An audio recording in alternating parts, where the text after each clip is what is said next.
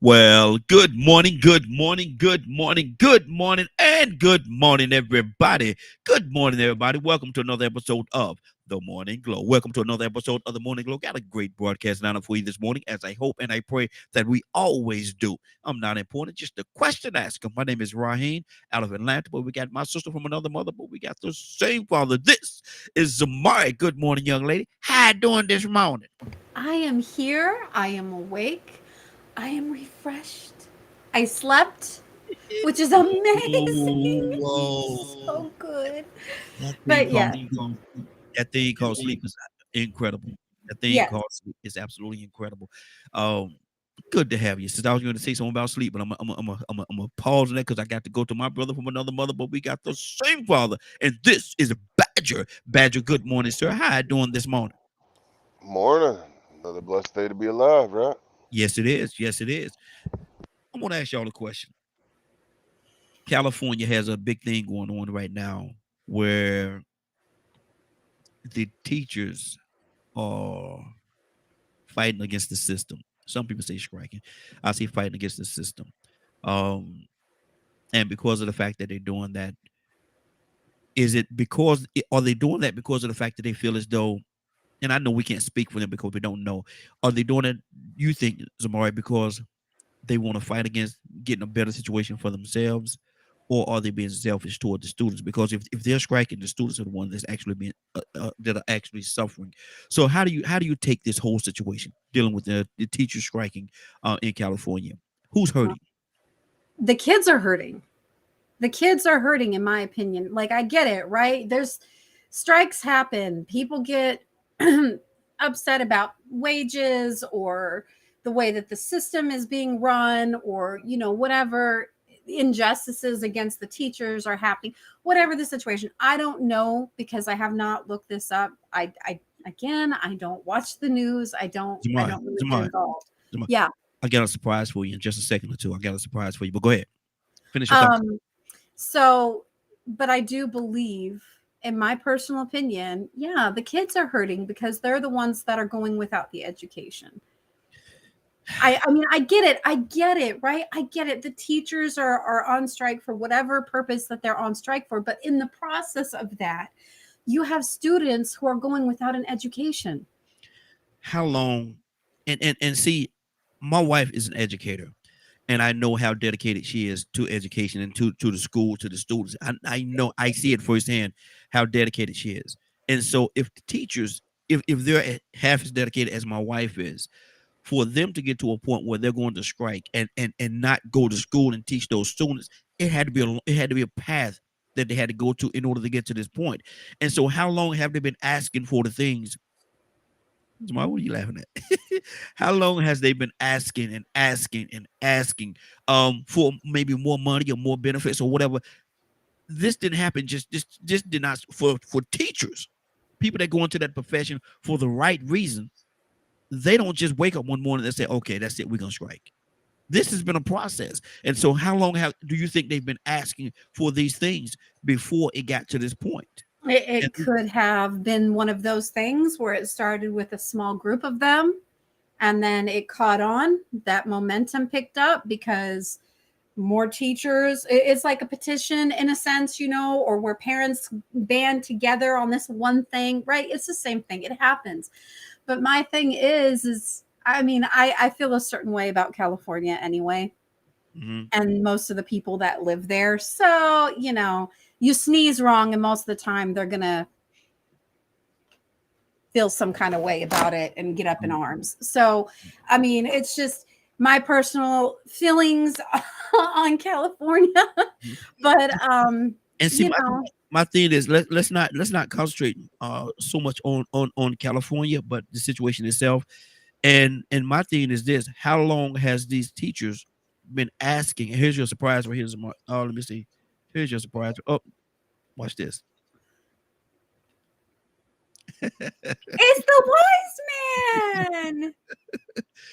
But how long has she's so silly? How long has these? Yeah. How long have they been asking and begging and demanding, and just uh, It could have been 6 months. It I could have think been much a longer. year. It could have been 2 years. I don't know, right? But I mean, and I get it. I get it. I really do. I get it because this is why we have union, Who's right? being selfish if they've been let's just put a window on, and I'm gonna go to Badger and want to go to Tucson as well. But let's put a window on this thing. Let's say they've been asking for this for 2 years. For 2 years, they've been asking, going to school, doing everything they're supposed to do, but they're still asking for it. They're asking for it. They're asking for it. Who's being selfish at that point? Them. Well, what are they asking for? Are they asking for a raise? Let's just say it is a raise, because we all know the teachers are underpaid, and so let's say that they are asking for a raise. They've been asking for this raise for 2 years. They've been asking for a raise for 2 years. Who's being selfish at that point? Is it the teachers that's being selfish, or the people that's not listening to them and meeting the goals, meeting what Yes. they need? Okay, so that's what I was going to say. At that point, then it's the ones that are overhead, the overhead, right? The ones that are above them that are refusing to increase that pay. Thank you, sweetheart. She got me my coffee. So, it's the ones who are refusing to increase pay for whatever reason they're not increasing the pay.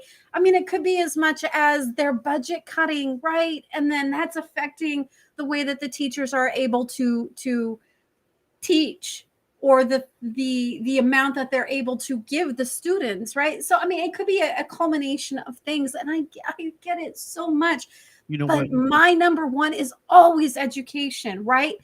It would be extremely hard for me to walk away as a teacher and know that those kids are lacking that education because I'm on strike. Okay. I personally could not do that to those children. Mm, mm.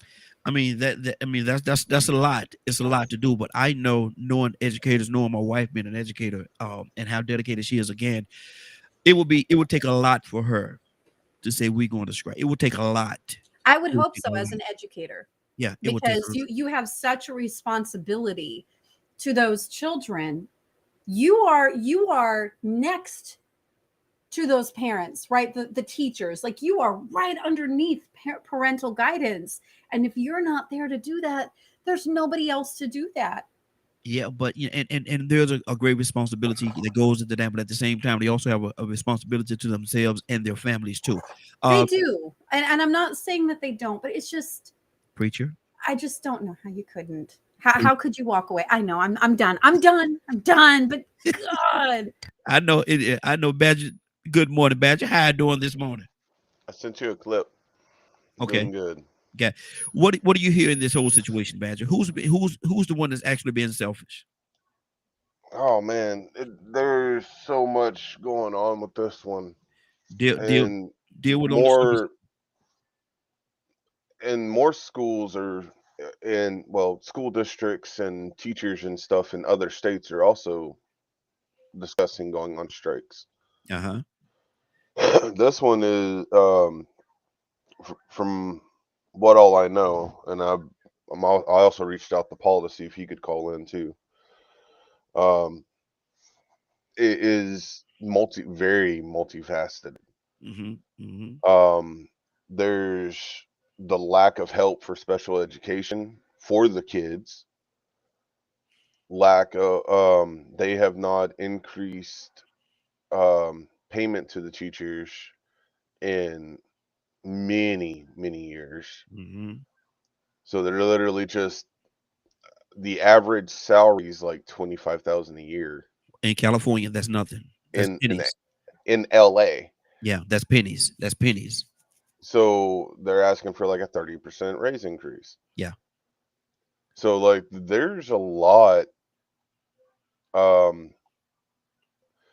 and there's another situation with it where they were in talk and they were trying to do things behind closed doors from my understanding, and someone on the other, not the school teacher side but the politician side, let something out publicly, Mm-hmm. and that went against an agreement that was had. So that started a whole nother mess. Mm-hmm. So I it's kind of hard to be mad at a teacher wanting more Exactly. for them educating our kids.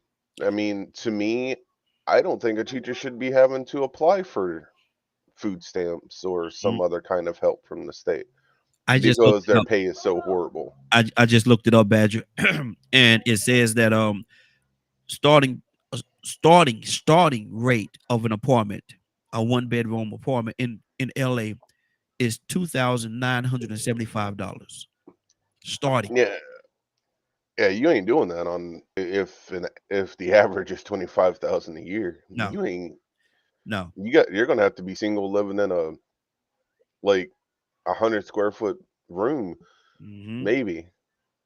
Yep. Yep. So if you're a teacher and you want to have a family, you might as well quit being a teacher at that point. Mm-hmm. And that's sad to say. So do we want to be upset over their 3 day strike, trying to make sure, they're paid to do the job that they went to college for and everything else? Or do we just tell them, better yourself, leave the school, go find a different job? And that's why, and that right there is how we lose so many great educators. So many educators that actually go into it for the right reason Well, and want to do the right thing because they can't get the money, they can't get compensated for what they do. And so even biblically, it says, pay a person for what they do, pay 'em for what they're worth. well, here in Texas, they pretty much went, if you have a military background, you can teach now Wow. because of the lack of teachers in this state. Yeah. Yeah. Because they won't increase the pay. Yeah. Yeah. And they're more focused on football than they are, actual education. Mm-hmm. Wow. So like there's a lot of dynamics when you talk about, are the teachers being selfish? Mm-hmm. Are we being selfish because we're not fighting our politicians to make sure that the people that are educating the kids are actually taken care of? Mm. Or does Wow. that not matter? Like, if we're going to throw out the word selfish, where's the line Mm-hmm. to me? Mm-hmm. Good deal. Good deal. And that's an excellent question. Toussaint. Good morning, sir. How you doing this morning? I'm gonna find out if I can be heard. Can you hear me? Yes. Yes. Good. We can, All we, right. we, we Good. can hear you, wise I'm man. We can better hear you, wise man. than I thought. We talking about Shoot. Toussaint. Look, We y'all ain't gonna make my head show ain't. exactly. Go ahead, man. We're talking about the teachers. We're talking about the teachers in California, and they're right now they're rebelling against the system. Some would say they're striking because of for whatever reason. I think it's more for more pay, and there's other things that our Badger has quoted that they're fighting for right now, but they're striking. And do you think that in them doing that, it's a selfish act? Are they considering the students and who's really suffering? Is it them suffering for not getting their demands for X amount of time, or are the students the ones that's ultimately suffering? Um, it's long overdue. I don't know if you still could, but for years teachers have been underpaid. We pay for Absolutely, we pay for absolutely. entertainers. I mean, we pay big money for entertainment, uh, athletes, um, our politician that rob us every day, Yes, sir. but our teachers that we depend on, we leave our kids to their care, and we have expectations out of them because these are the people that make our leaders, Yep, all yep. of them. Mm-hmm. Everyone that you look to be somebody, they have to Come go on. through the teachers. Yep. Everybody, all of us, we owe to the teachers, and they never have been paid. They Mm-hmm. Right. always have Never have had been to. rightfully compensated for what they do. Yeah, Yeah. I'm just saying.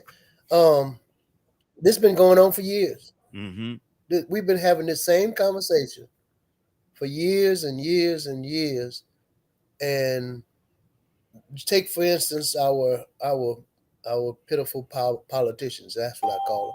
Yeah. They give themselves a raise because they feel like they deserve a raise. Mm-hmm. Make good money. Mm-hmm. They retire and get paid for a lifetime. Yep.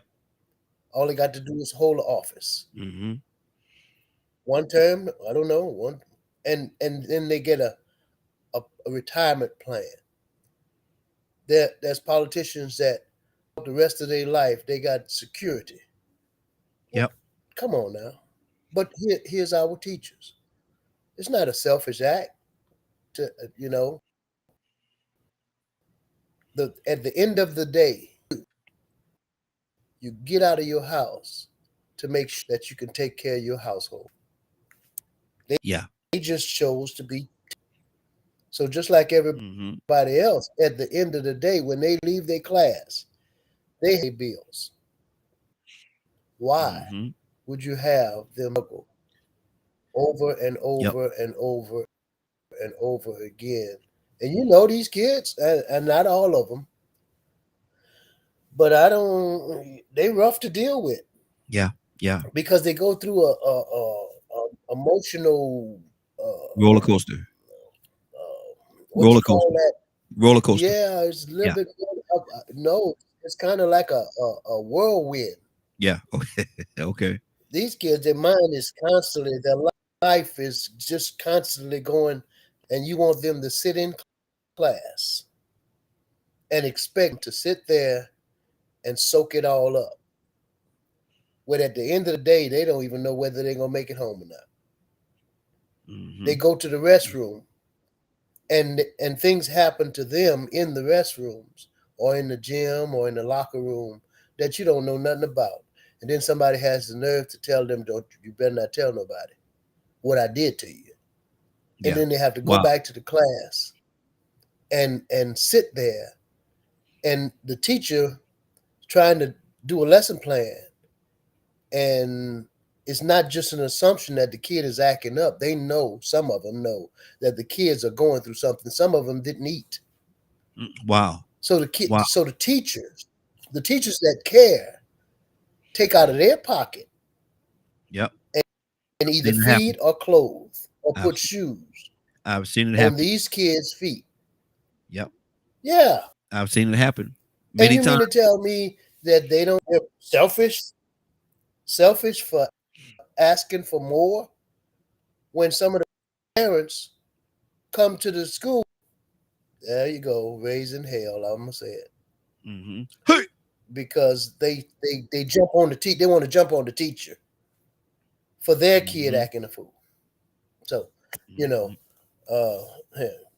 I would ask for it. I mean, who's gonna stand up for them if they don't stand up for themselves? Absolutely. Absolutely. Ryan, good morning, sir. How you doing this morning?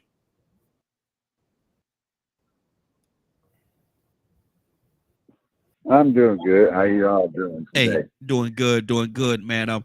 Asking a question, man, and I want to hear your heart on this right here. We're talking about teachers, and in the state of California, they're actually rebelling against the system. Some will say they're striking right now, and they are. But at the end of the day, who's really suffering the most? Are they selfish for wanting more? They've been demanding this thing for years. Had nobody has met their demands. So now it's to the point where they're totally frustrated. They're striking. So are they being selfish? Yeah. Are they being selfish, or and ultimately who is hurting the most from this whole situation? Them or the students? I would say the student, simply because they're being sent to school to learn and they ain't learning nothing. You know, there's multiple facets of not learning nothing, but if the teacher's not there, then they definitely not learning. Because I don't know about you, but when I was in school, if you had a substitute, that was just like a free day. You really didn't do much of anything. You know, and I was listening to Toussaint, and I didn't quite catch the context of what he was saying as far as things happening in bathrooms and gymnasiums and things. But it brought back to my memory something that happened to me when I was in the inner city schools. And I really didn't learn much back then because every day was a struggle. It was a fight for me. Because, you know, being the sole person of my skin tone in the entire school was pretty rough. Mm-hmm. I didn't have many friends, and somebody always wanted to fight and test. And I remember, if I had my camera on, I would show y'all, but I have a nice scar that runs from my forehead up my scalp in about the middle of my head from standing at the urinal trying to go to the bathroom, and someone walking in the bathroom with a razor and cut my head open while I was trying to go pee. Wow. So that's the struggle of inner city schools. It don't matter what really race you are, everybody's fighting for something, right? Mm-hmm. But these teachers going on strike, yes, they deserve more money. That's an unarguable point to me. Mm-hmm. Wow. However, I'm catching feedback from somebody. Go ahead. I'm working on it. Go ahead. Okay.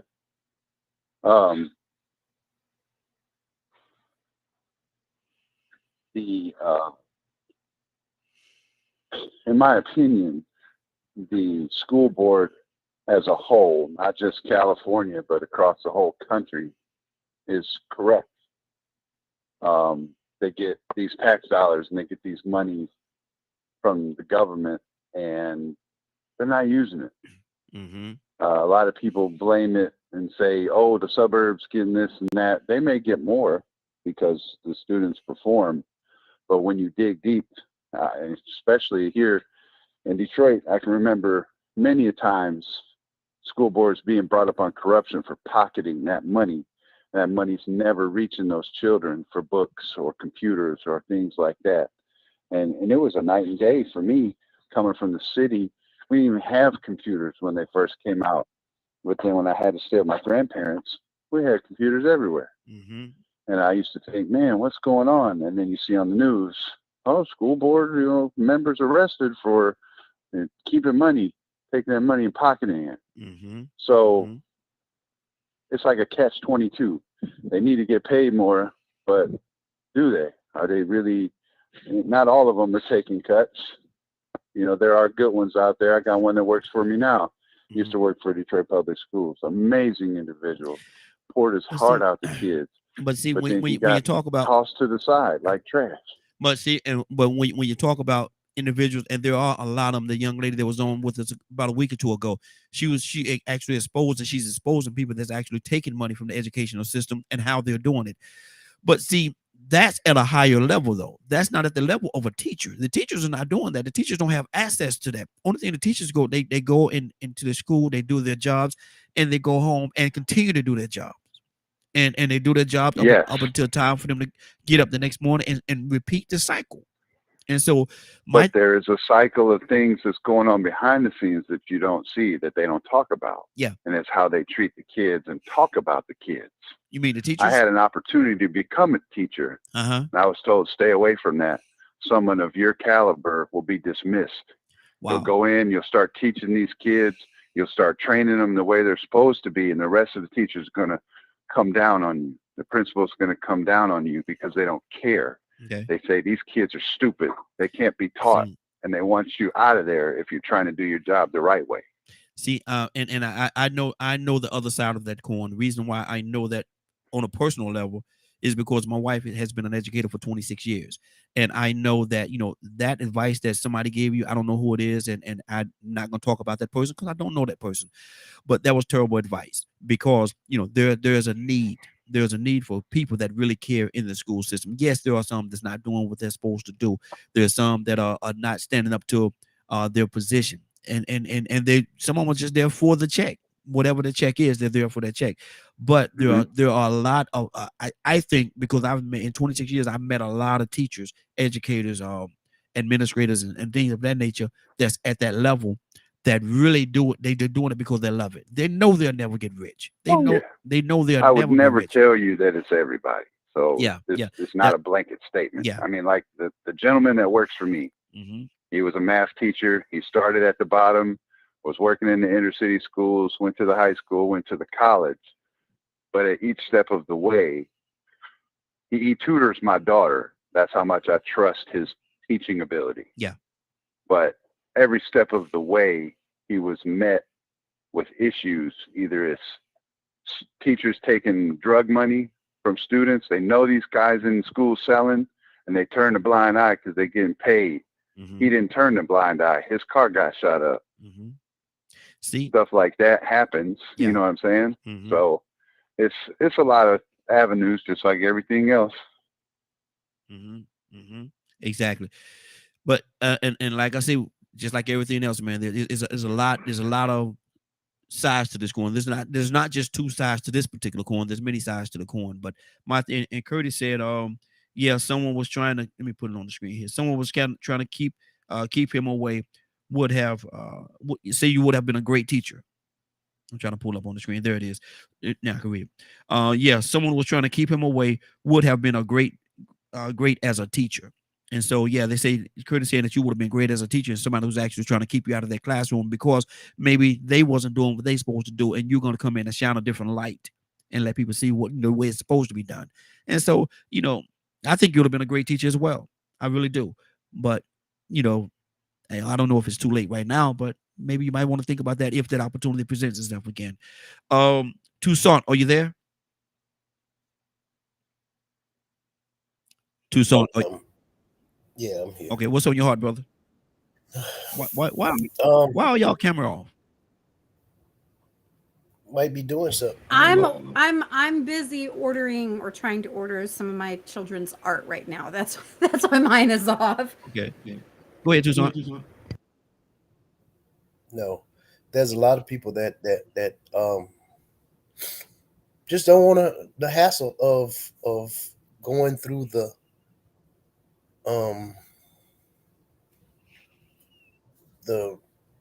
I call it rigmarole of the what goes on behind the scene Mm-hmm. of just trying to be a good teacher. Yeah. You got the superintendent, you got the school board, you got other teachers that they care about the wrong thing. They worry about the wrong thing. They're there for the wrong reasons to dictate the system. Everything has a system, I think, and everything that's part of a system has a corruption that breaks down everything else. I guarantee you that I would think, at least I wouldn't guarantee it, but I think that there's enough money out there to take. There's money for everything else. Yeah. Plenty of it. Mm-hmm. The government, if any entity gets in trouble, there's a government bailout. Mm-hmm. What was the last educator, the from the White House? I don't know what they call them,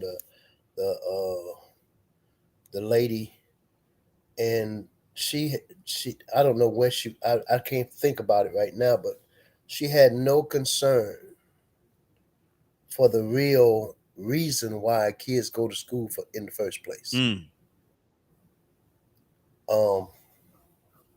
Why would you shut down funding for schools? Why would you do that? That makes sense. Why would you put more emphasis on private schools than public schools? Because your kids go to private school? Sure. I would think.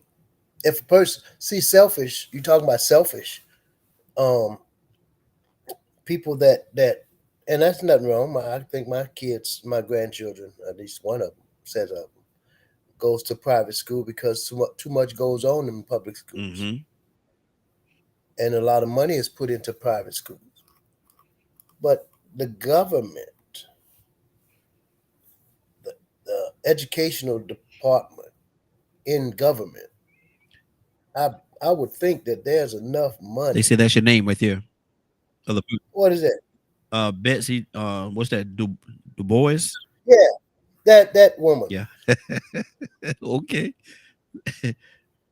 Thank you, Curtis. I mean, what you going? Why would you not put what's needed? Because we already know our kids are suffering. We talk about who's suffering really. Yeah, at the end of the day, it's the kids that suffer. Mm-hmm. But you expect out of the teachers to build our kids. You expect that. Everybody expects it. Mm-hmm. When you have a child, when you send your child to school, you want your child to learn so they can be something. Yeah. And you put that in the teacher's hand. Mm-hmm. But the teachers, I don't know if the police make more than the teachers, but it's close first and the second. people that It's a close first and second, brother. is a close first Yeah. and second. Yeah. We depend on people. The people that we most depend on, we pay the least. Mm-hmm. And then we'll go and we don't cry about it. We don't fuss about it. When we go to basketball game, football game, baseball game, hockey, whatever sports arena you want to go to, we don't even argue about the ticket. Yeah. Yeah. We want a first row seat. Mm-hmm. We go to Disney World and spend more than we do in a year in education. To ride on a roller coaster and holler and scream like I was when I rode up with my grandchildren. They say, Papa cry like a girl. They look at in that instance, they was not wrong, huh? But you know, our kids are suffering and we know it. We know it. We say, what you learn today? Nothing. They don't tell you nothing. But you know they didn't learn nothing because they got to go to school and fight. Exactly. So anyway. Good deal. Zamar, what's on your heart? We're gonna stay here till at the top of the hour, then we're gonna switch up to it. We're gonna have a couple of topics today. But Zamar, what's on your heart, sis? I was just thinking about this whole thing, right? And we're talking specifically about California, right? About this thing that's happening over there. You know that there are, just stepping away for a moment from the educators, there are nurses who go to school, get their education, work in the system there, and they're sleeping in their cars with their kids. Yeah. Because they can't make an affordable living. So it's across the board. There's something. It's not just in the educational system with the lack of pay for the teachers. There's something really wrong with California as a whole, where their individuals are not getting paid the wages that they should get paid. Mm-hmm. I mean, I'll just say that, but I still do believe, yes, that it is the children that are suffering due to this decision for them to step away, to go on strike. And again, like I said earlier, if I were an educator, it would definitely be a very hard decision to make, to do that. Mm-hmm. And that's my son. But it's at the end of the day, just knowing the type of individual that I am, I don't think that I could step away from that classroom and allow those kids to suffer. I don't think I could. See, and that's very commendable. And I believe you when you say that. I really do. But at the same time, you have to, if totally different subject here, but if your bully come, you go to school every day and a bully hits you, there's gonna come a point in time where you have to do something to stop that bullying from hitting you. And if you're asking and you're asking and you're asking and you've been asking for 2 years or more, we need more money. We need, we can't make it. And I showed y'all what I told y'all. I pulled it up and they say the rent starting is almost $3,000 in California for an apartment. Yeah, almost $1,000. It is. And so it's very expensive to live there. We have actually one of our closest friends lives there, and he's trying to get out. Yeah. Because it's so terrible. It's so awful. And he makes an amazing living. Yeah. But what they get in terms of what you pay for a house there, he could get triple here. Yep, exactly. Exactly. So there's just something wrong there. Wow. And that state in particular, I think, just with the way that everything is done, it's so off scale, in my opinion. It's been a ship that's been going in the wrong direction. The ship been sailing in the wrong direction for so long. It's hard to get Yeah. it back on course right now, and everybody is falling victim. And see, you got to understand, California has so much. Charlotte, North Carolina. I remember I grew up in Greensboro, North Carolina, which is an hour from Charlotte, and I used to go to Charlotte all the time. But and Charlotte was and I'm sure it's still a great city. But my thing is this: when they started getting those professional teams, they started getting a football team, basketball team, all these professionals athletes. A team started coming to Charlotte, and then all these big enterprises and all this stuff started because of the fact they had this stuff. They started coming to Charlotte. Charlotte, the city, grew faster than the people, and a lot of people fell victim to that monster. A lot of people fell victim to the monster, and you sit there, and they had to leave because the prices started going up because you got all this stuff going on. California has had these things, got many teams: football, baseball, soccer, basketball, all these different things, all these great companies and all this stuff that's in California. And so, when the more money is there, they're going to charge you more. And if you can't afford it, then either one or two things: you're gonna stay and be homeless, or you're gonna leave. Yeah, you're gonna sink or swim. Yeah, I mean, absolutely. that's the Absolutely. mentality that they have there. But it's just, Absolutely. it breaks my heart. Uh-huh. It really, really does, because I understand where the teachers are coming from, but I also understand it. It's like, to me, because these teachers, every teacher that my children have had, most of them, with the exception of like one or two, but they always refer to their students as their kids, my kids. Yeah. Yep. And in my mind, I wouldn't hang my own child out to dry like that. Exactly. And that's where my mind is with it. You call these children that you're teaching for an entire year of school your children, but you're leaving them out to dry because of this other thing. But I get it. I really get it. But as a mom, As a mom, just let's couldn't. let's do it there for a second. As a mom, you go and you say that those children in that class, and we got to go to Toy with a T as well. But you go to the class and you say, "These are my children. These are my children," and I'm sure they mean that. But then they go to the actual home, and their actual child don't have the things that they need. And that's true, because Right. I know a lot of these teachers do come out of pocket, and what they are allotted for the school year to pay for whatever it is they need to pay for their classroom does not cover it most of the time. No, not at all. Not even a fraction of it, really, which is why they're always asking for donations, why Yep. they're always asking for that money throughout the year. But boy, let me tell you, when you've got 3-4 kids in school, that's a steep price. Yeah, It exactly. adds up really fast. Exactly. But I mean, I get it. My heart goes out to teachers, and I always give my children's teachers the respect that they deserve. That's good. And if we can afford it, we help. If we can donate, we do. But I just feel a certain kind of way about a teacher stepping out of a classroom and leaving those kids without that education. See, and again, there's both sides of the coin. But let me go to Toya with a T, because let's look at Toya with a T. Gonna tell us a little something. I don't know what she's gonna tell us, but she's gonna tell us a little something. Toya with a T. Good morning, young lady. How you doing this morning? Good morning. Good morning. How y'all doing? Hey, doing good, doing good. Toya, you were talking about California, and how the teachers in the state of California rebelling against the system. Some would call it striking, and they're not going to go into the classroom. They're not going to the classroom. They're not going. And so I'm asking a question. They've been asking for a raise and different things for quite some time now. They've been asking for it, and their demands have not been met. It's deaf ears. They've been talking to deaf ears. Now they're striking. They're not going into the classroom. Asking the question: are they being selfish for doing this? And it ultimately, who's really suffering the most? Is it the teachers that are suffering, or is it the students that are suffering? Well, I think when we talk about America, it's like a four-way stop. It's multitude of things to have to care. The teachers can't care and can't pay their rent. The kids can't get mad because the teachers don't come to school because they can't pay their rent.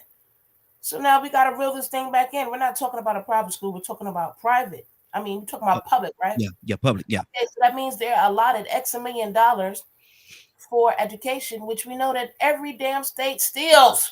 Mhm. Every state. Mhm. Every state steals the educational money. So there's another two-way street open to make sure that the funding go where it needs to be. Mhm. So I don't think it's about selfishness on the teacher's behalf. They have rent to pay. And then you're sticking them in unsupervised classrooms with these ruffians, more than likely, because if they're like that on this side, they're like that on that side. They're in school with ruffians with pistols, and the head of teachers is got to teach them, and they can't even afford the gun their own self. Mhm. And you want them to keep going? No. So no, we're not going to continue to put just the blame on the teacher and think that they're supposed to care beyond the level of everyone else. Now, let's get 100. If there's 1,200 kids in that school and the parents mad that they strike, heck, send $5 a month per child and see if that help the teachers out. If the parents care so much, Mhm.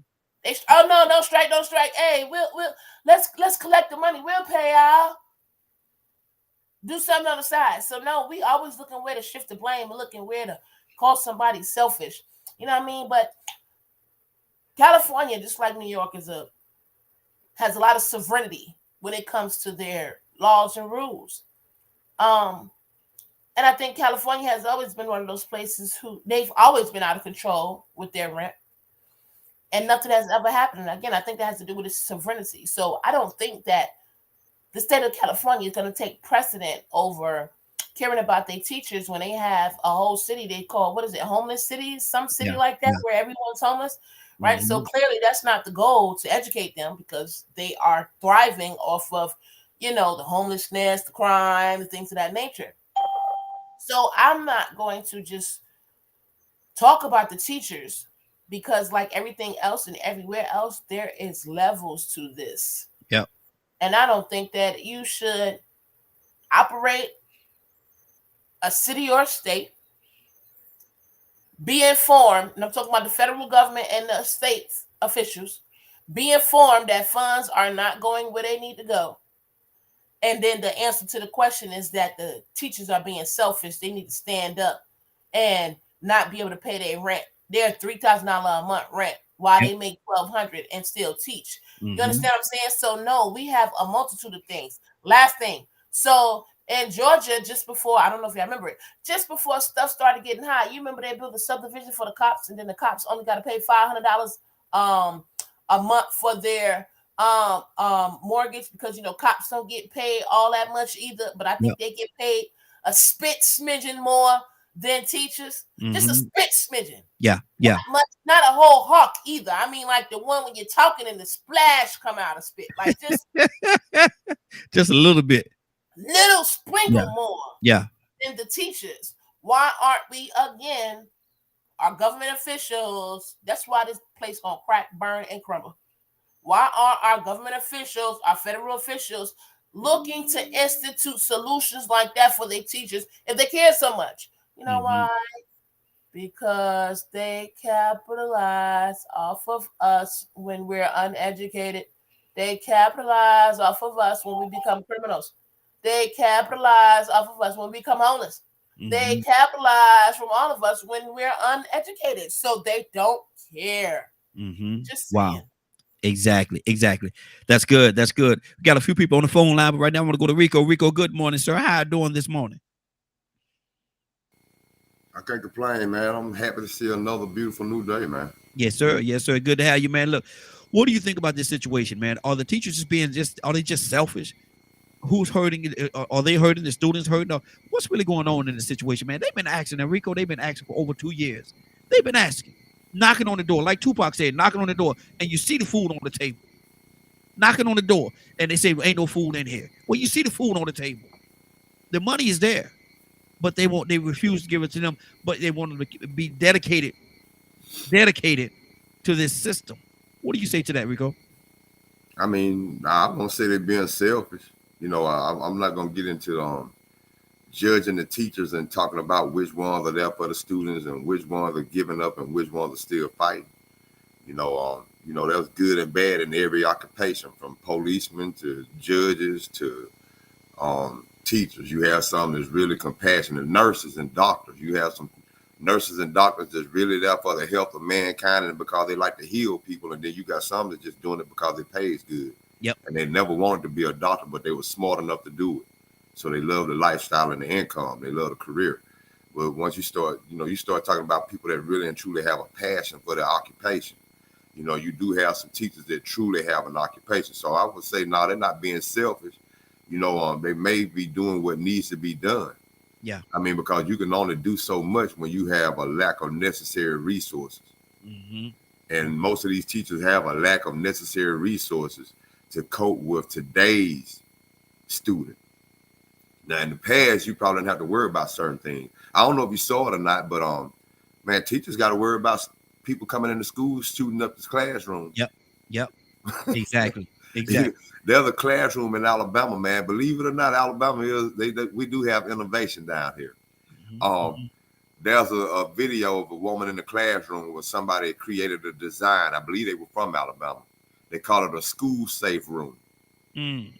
And in that room, when you have this immediate threat, you can go to the corner of the room and pull out this little door, and it'll unfold into a square metal bulletproof room that has enough room to put at least 30 people in there, small children or whatever. And no bullets can penetrate that room. Mm-hmm. And I'm like, man, that's ingenuity. That is human technology. That is evolution. That also lets you know that there's somebody trying to protect children. Mm-hmm. Then that this can happen anywhere. You have safe rooms in your home. But somewhere somebody's thinking about the children to even come up with that innovation for the schoolroom, the classroom, because they want the children to be able to learn in peace and not have to worry about outside interference or extreme situations like what's going on. But that's what these teachers have to deal with. Mm-hmm. So when you get in a situation where you have a lack of resources, then you have to worry about all these other extenuating circumstances that didn't exist 30 years ago, 40 years ago. Yeah. Are they being selfish? No, they speaking out about a definite need that they have, a requirement that they need to make their job a success. And again, I pulled it up, man, and they say that the starting price for an apartment in the state of California, well, in the Los Angeles area, is almost right at $3,000 a month. $3,000 a month, man. And you're gonna pay the teachers that, man, come on, man. Come on. You can't tell me they're not struggling with what they're making and the amount of money that they're paying them. They're in New York. I'm surprised. I don't know why we don't hear about New York situation, but it's just the same as far as the education. And the rent and the quality of police officers. I mean, I don't know if y'all see the video of the police officers watching stuff go down and are trying to apprehend criminals and getting beat up on and whooped on, and they just giving up. They don't even try to chase after them no more. Mm-hmm. I mean, it's a lack of quality in these necessary positions of what people need to be qualified to do the things that the public needs them to do. So they right. They got to afford to live. Like you said, you see the teachers in California and New York buying one bedroom spaces. With the bed and the kitchen and the bathroom and everything within 40 feet or 50 feet of each other. Mm-hmm. And you spending $1,900 a month for that little space. A little closet, basically. Closet space. Yeah. And that's what it is. I'm gonna we got a few people on the phone line. I'm gonna go to them. I want to play this clip real quick before we do that. Let me pull myself up here and get this clip ready. I want to play this clip and just to show some of the things that some of the teachers go through. Then we're gonna go to the phone lines because we got a couple of good people on the phone line. So y'all hold fast for me for a second, and then let me get this here. I'm getting this ready. Okay, here we go. I want to play this clip. This is actually something that happened here in the state of Georgia, actually in Decatur, Georgia. Y'all probably saw it on the news where they say the teacher went crazy on the students. She didn't assault them, she didn't hit them or nothing like that, but she was a little verbally abrasive. But let me play this for you all here and pull this up full screen here.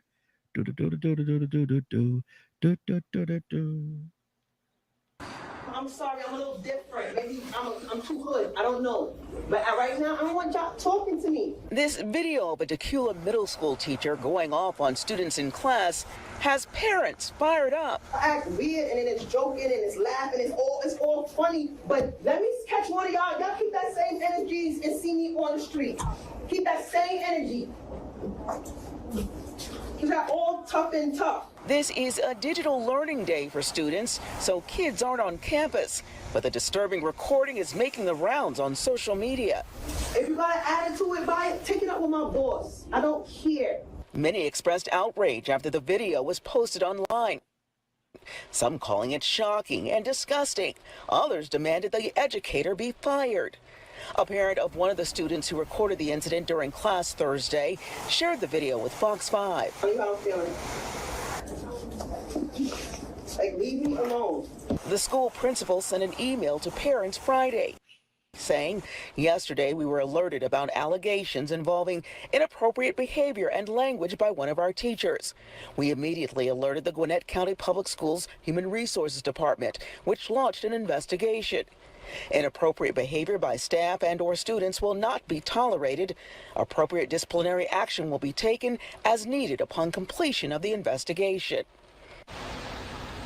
And because this is a personnel matter, the school district is not discussing specifics of this case, so it's unclear whether this teacher is remaining on campus at this time, pending the outcome of the investigation. That's the latest here in Decula. Deidre Dukes, Fox 5 News. Deidre, thank you so much. Hey, Raheem, yes, sir. I'm gonna ask you something. Did you see the video last week of the woman that walked out of class? No, I missed that one. It was a substitute teacher. The students got rowdy and wanted to troll and be disrespectful, and she tried to get control of the class, and she finally told them, look, y'all are disrespectful. Y'all won. I quit. Wow. And I saw something like that firsthand, because I used to substitute, and when I lived in Columbia, South Carolina, I used to do some substitute teaching, and I was at a school, I can't remember the name of the school. It was a middle school, and I'm teaching in this classroom, and you walk out, there's a ledge right there, and next door to me was another classroom, another teacher, and a student came knocking on the door, and I opened it. I said, yeah, what's going on? You need to come over here. Hurry up. So I told I said, y'all sit right there. I'll be right back. I went over there, and man, them students that tore the teacher's classroom up. They tore her room up, man. And she walked out the door. She said, that's it. I'm leaving. I quit. And she walked out. I said, hold on, sis, you can't. She said, this is too much. Look at what they did. And she said, I spent so much money trying to get this classroom ready for them, so when they come here, they'll be ready to learn something. And look how they did. And she was crying. She left. Went downstairs, talked to the principal, told the principal. He tried to offer me a job. I said, nah, man. Nah. But I went back to my classroom, and the class that I was in was cool. And we ain't had no issues with them. But just to see this lady that went through the whole system to become a teacher and have all the certifications and all this stuff, and to be treated in that way, that goes back to this clip that I just played. Everybody is going real hard on this teacher. Everybody's going real hard on her, man. But my thing is, what got her to that point? What got her to that point where, she, if a person wants education, they should care for students. They should care for the young people. And to have them to get to the point where she's actually pretty much challenging them to a fight. See me on the street, and I'm going to show you something. What got her to that point? Cap, good morning, sir. How you doing this morning? Hey, good morning, Brother Raheem, and to my beautiful Morning Glow family. What did you hear in that clip, sir? I heard a frustrated teacher, which I deal with teaching and training, going into the schools. It's unbelievable, the behavior of our youth. I had recommended, when I was going to Safe Schools Healthy Initiative in Rochester, Syracuse, and Buffalo, New York, I was given a grant to go into the schools to deal with, educating these young people how to respect authority. When I went into that school, it is known fact that a teacher in the urban community spends 35% of her time trying to get order in the classroom. I'm going to say that again. That was then. That was about 20 years ago. It's probably 50% of a teacher's time is trying to get order in the classroom in the urban community. it is those parents' children that is depriving the children who want to learn 50% of the teacher's time. Yeah. So if the teacher's spending 50% of her time trying to get order, and I'm sitting in there and I can't get the teacher's attention because she's spending time trying to tell Raheem and Ray to sit down, then I'm deprived. Yeah. So when it comes time for me to graduate or to pass, I can't, because I got to be left behind because I've been robbed. And every parent thinks their children is all that in a bag of chips. No. These teachers are not designed to take abuse on no level. And they, like every human being, they get frustrated. I don't think no teachers need to put their hands, but I've seen a couple of videos where some of the students came after the teacher and got their butt waxed. But I'm saying this. They need to put a camera in the classroom. Don't no kid need to be videotaping it on no phone. They need to have a camera, and they need to have the resource officer looking at every classroom. That's all he do. And when you see something out of order on that camera, come to that teacher's aid and then bring that child to their parents and play the video and say, ma'am, I want you to look at your child. Yeah. Oh, no, not take a look. That's your boy right there. Huh? Yep. Take a look at it. Now, ma'am, if you want him to continue to be in this school, then they better correct their behavior. Now, if the parent can't say nothing, because you got a video on them. Yeah. And the video is good to protect the teacher as well as protecting the students from the teacher. It plays both roles. We can solve it. It's very simple.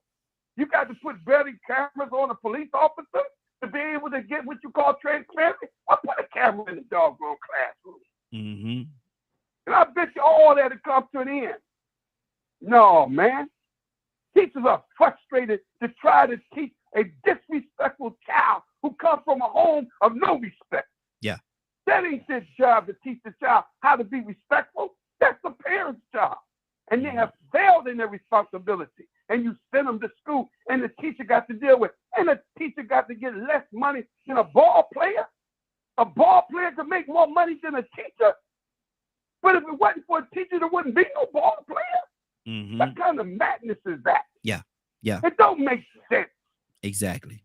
And you're trying to make sense of nonsense. You can't make sense of nonsense. No, man, I'm down with the teacher. But I guarantee you, if you tell the parent, if you didn't have no camera on them, no, not my child. My child. Man, I know you're going to say that. Come in, office. Let me play the clip. Yeah. That your boy smacked somebody upside the head? Is that your boy cussing the teacher out? I don't know. Is that your son? I don't know where he got that from. I sound like Rico now. Rico showed me the picture. I don't know what the bottom line is. No, man, they frustrated, brother. Yeah. They're not getting paid, and then they got to take insults. Man, they're human beings like everybody else. Man, I'm telling you, I was in the Coliseum. Oh, man, I went into one classroom, and I thought I was stepping in a prison yard. The girls was braiding up the girl's hair. The teacher tried to get on, and God knows, and I used to be that way. Come on. Now, two-sided to tell you, we couldn't wait to have a substitute teacher. Yeah. Oh, Lord. We got a substitute teacher? Please. We off the chain. It ain't too much different. Yeah. He's just a little bit more violent now. That's what's on my heart by you. Good deal. Good deal. Curtis, good morning, sir. How are you doing this morning? Morning, Raheem. Morning, Glow family. How my people doing? Hey, doing good, brother. What did you hear? What did you hear? First, let's deal with that clip itself. What did you hear in that clip? Because a lot of people are coming at that teacher like she was so terribly wrong, and what she did wasn't right. But what got her there? I ain't gonna say it wasn't right. You know, when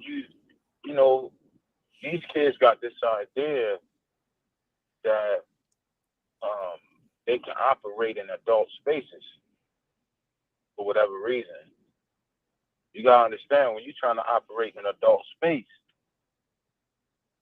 and you run up on an adult of good sound mind and body, you keep pushing. It's like anything, pressure bust pipes, man.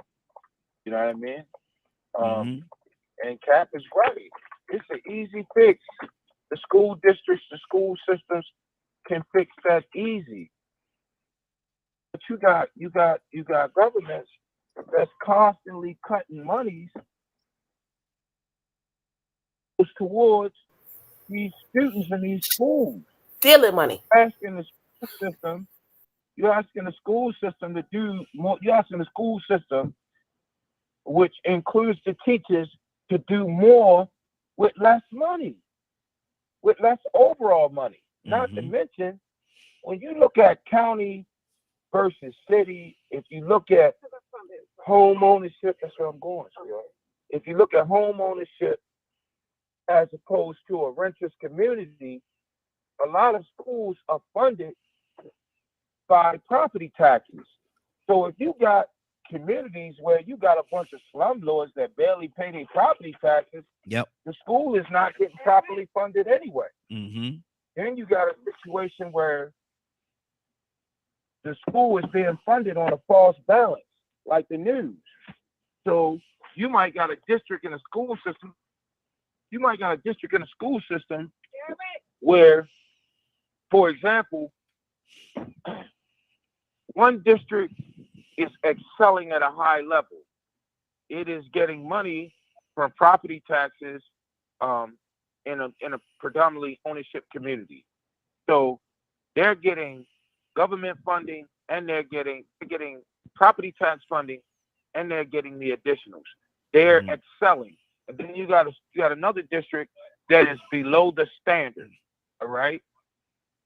They actually need the bulk of the money. So let's say the federal government send down $100 million. What happens is those two districts start battling, and the district that is excelling say, for example, no, that money should be evenly split. So people go with that. Well, if the money is evenly split, the district that needed 70 million didn't get 70 million. They only got 50. Where the district that didn't even need 10 million got a $50 million injection into their district. So I mean, this thing got to be thought about on a much larger and greater scale. Yeah. Wow. More. Period. No ifs, ands, or buts about it. You need to rethink. You really need to rethink the curriculum you have set forward. That curriculum, in my opinion, that's set forward for the kids of the day, the way that the curriculum is laid out, that's on some 1960, 1970 type of platform. Yeah. We in 2023. And I asked a question of a couple of educators. What's the day? Wednesday. What's the day? Wednesday? Yeah, day Wednesday. It had to be Sunday or Monday. I asked them. I see. Is the school system as we know it today outdated? Is it outdated? And it was interesting, some of the answers that they gave me. But let's keep this thing going. Badger, what's on your heart, brother? Talking about this whole thing about teachers, you know, I'm actually happy that they went on strike, and teachers are finally standing up, because 3/4 of the schools don't have teachers right now. I mean, don't have the educators that they need. 3/4. Think about that, for the entire country. And the crazy part is, here in Texas, they can't do that here. If teachers went on strike here, every single one of them lose their job. It's illegal to do that here, based on Texas state laws. So, like, it's insane what our teachers go through every day. Some school districts, teachers are having to teach 30, 40 kids. Some have smaller schools.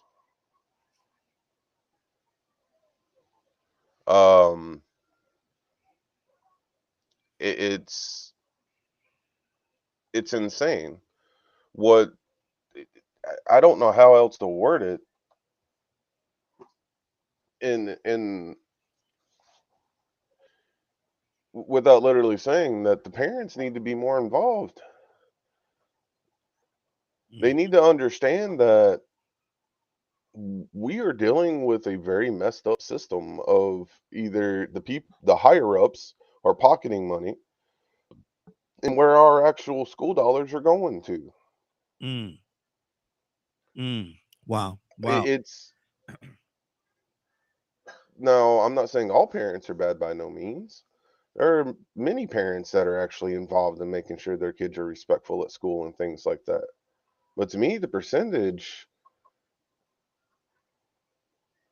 is more leaning towards my child's perfect kind of attitude, or no one can discipline my kid but me, and all kinds of stuff like that.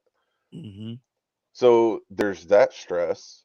There's the stress of how are we going to get more educators in the system to help make sure that the classes get a little bit smaller so the teachers can have more one-on-one time with teachers.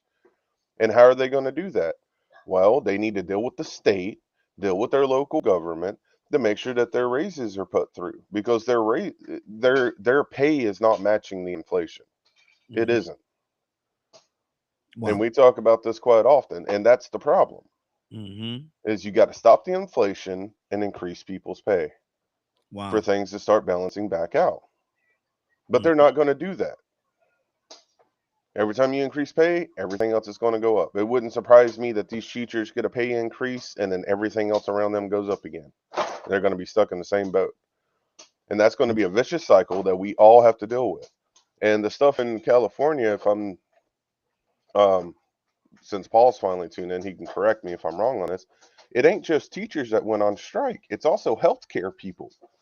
Because they ain't getting paid fairly either. The ones that take care of our kids, the health professionals. Wow.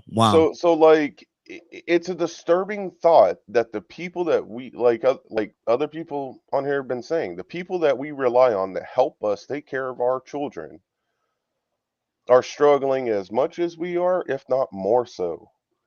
And then we're wanting to get mad at them because they're wanting to go on strike to not only make sure they're getting taken care of, but if they get the pay increased, guess what? Just maybe other people would get more interested in becoming a teacher instead of the stigma of, if I become a teacher, I'm not going to be able to survive on the pay. So why would someone want to be a teacher in this day and age right now? Why would someone want to be a teacher knowing that if they want a family, they're not going to be able to take care of their family on a teacher's wage? Good deal. There's a lot of layers on here, and like Cap said earlier, man, when he said, they should be paid. I ain't gonna say like an athlete, but they definitely should be paid more for what they do. They should be paid a lot more for what they do and for the situation that places them there. Because this young lady on that clip, man, she was totally frustrated. She was absolutely frustrated to the point where she was ready to fight one of her students, one of her babies. She's ready to fight him. That's a lot, man. Leonard, good morning, sir. How are you doing this morning? Good morning, Raheem, in the Morning Glow family. Leonard, what do you hear in this whole situation, man? I played that clip. I hope you was able to hear it. What did you hear? What did you hear in that? It's definitely a teachable moment. However, when we talk about issues like that, it's not related to teacher pay. You can raise pay all you want. That's not going to solve that issue that you got in the classroom. So I'm all for raising salaries, but not as a response to what we listen to. There's no data that says just because you raise the teacher pay, the rest of everything else improves, because it doesn't. raising teacher pay would attract other people into that field, most likely, but it has nothing to do with the quality of education. And people for too long, I'm glad Captain D said it, because for too long you blame the wrong people instead of blaming your children. Wow. That's the problem. And you need to move away from compulsory education and allow those children that understand that this education is a privilege for free. And those that don't respect that privilege need to not be allowed into that environment. Wow. So this notion that, you know, people strike because they want more pay. But by improving your education gives you more skills to do that job. But you have so many people voting against that as well. Yep. There are teachers that vote against merit pay, for instance. Merit pay rewards teachers that are doing great jobs, that are performing well. Their students are performing well. They manage their classrooms well. They meet objectives set by the district. There are teachers that are against that because they don't want to do what it takes to raise the standards. Wow. You can't expect a teacher with a PhD in education to work for $60,000 a year. That defeats the purpose of going to get the PhD. Wow. That's why, you know, usually in most districts, you get a letter letting the parents know that you have a right to know the quality of education, the degrees and things of the teachers teaching your children, to make sure we have qualified teachers in the classroom. Most teachers are qualified. So it's not that. It is the behavior of the student. And until you get clear about that, there should be no tolerance. You're out of here. You know where they don't have as many problems at? The kids who misbehave, once you send them to an alternative school where the teacher-to-student ratio is a lot higher, the people that are employed there are usually have military background, and they're usually males. You have a violence and aggression problem in your school. And that's what you have to focus that change on. It does not matter how much money you pay people. That is not related to improvement. But what you do want to do is to attract others to the profession that have the skills to deal with not just delivering education, but also dealing with that piece of the puzzle, child development. You have to have people, prior military drill instructors. These people are excellent at discipline training. But you're going to have to turn up the standard and quit allowing people to come and do whatever they want, however they want. A teacher has a right to quit, change their profession. Absolutely. Good deal. It ain't for the weak. It ain't for the weak. Absolutely. Absolutely. Let me go to Ryan. Ryan, what's on your heart, brother? Ryan, you there? Let me take a pass real quick. I'm on a phone call. Okay, good deal. Good deal. Rico, talk to me. I disagree with a little bit about that alternative school stuff because my son is in alternative school now.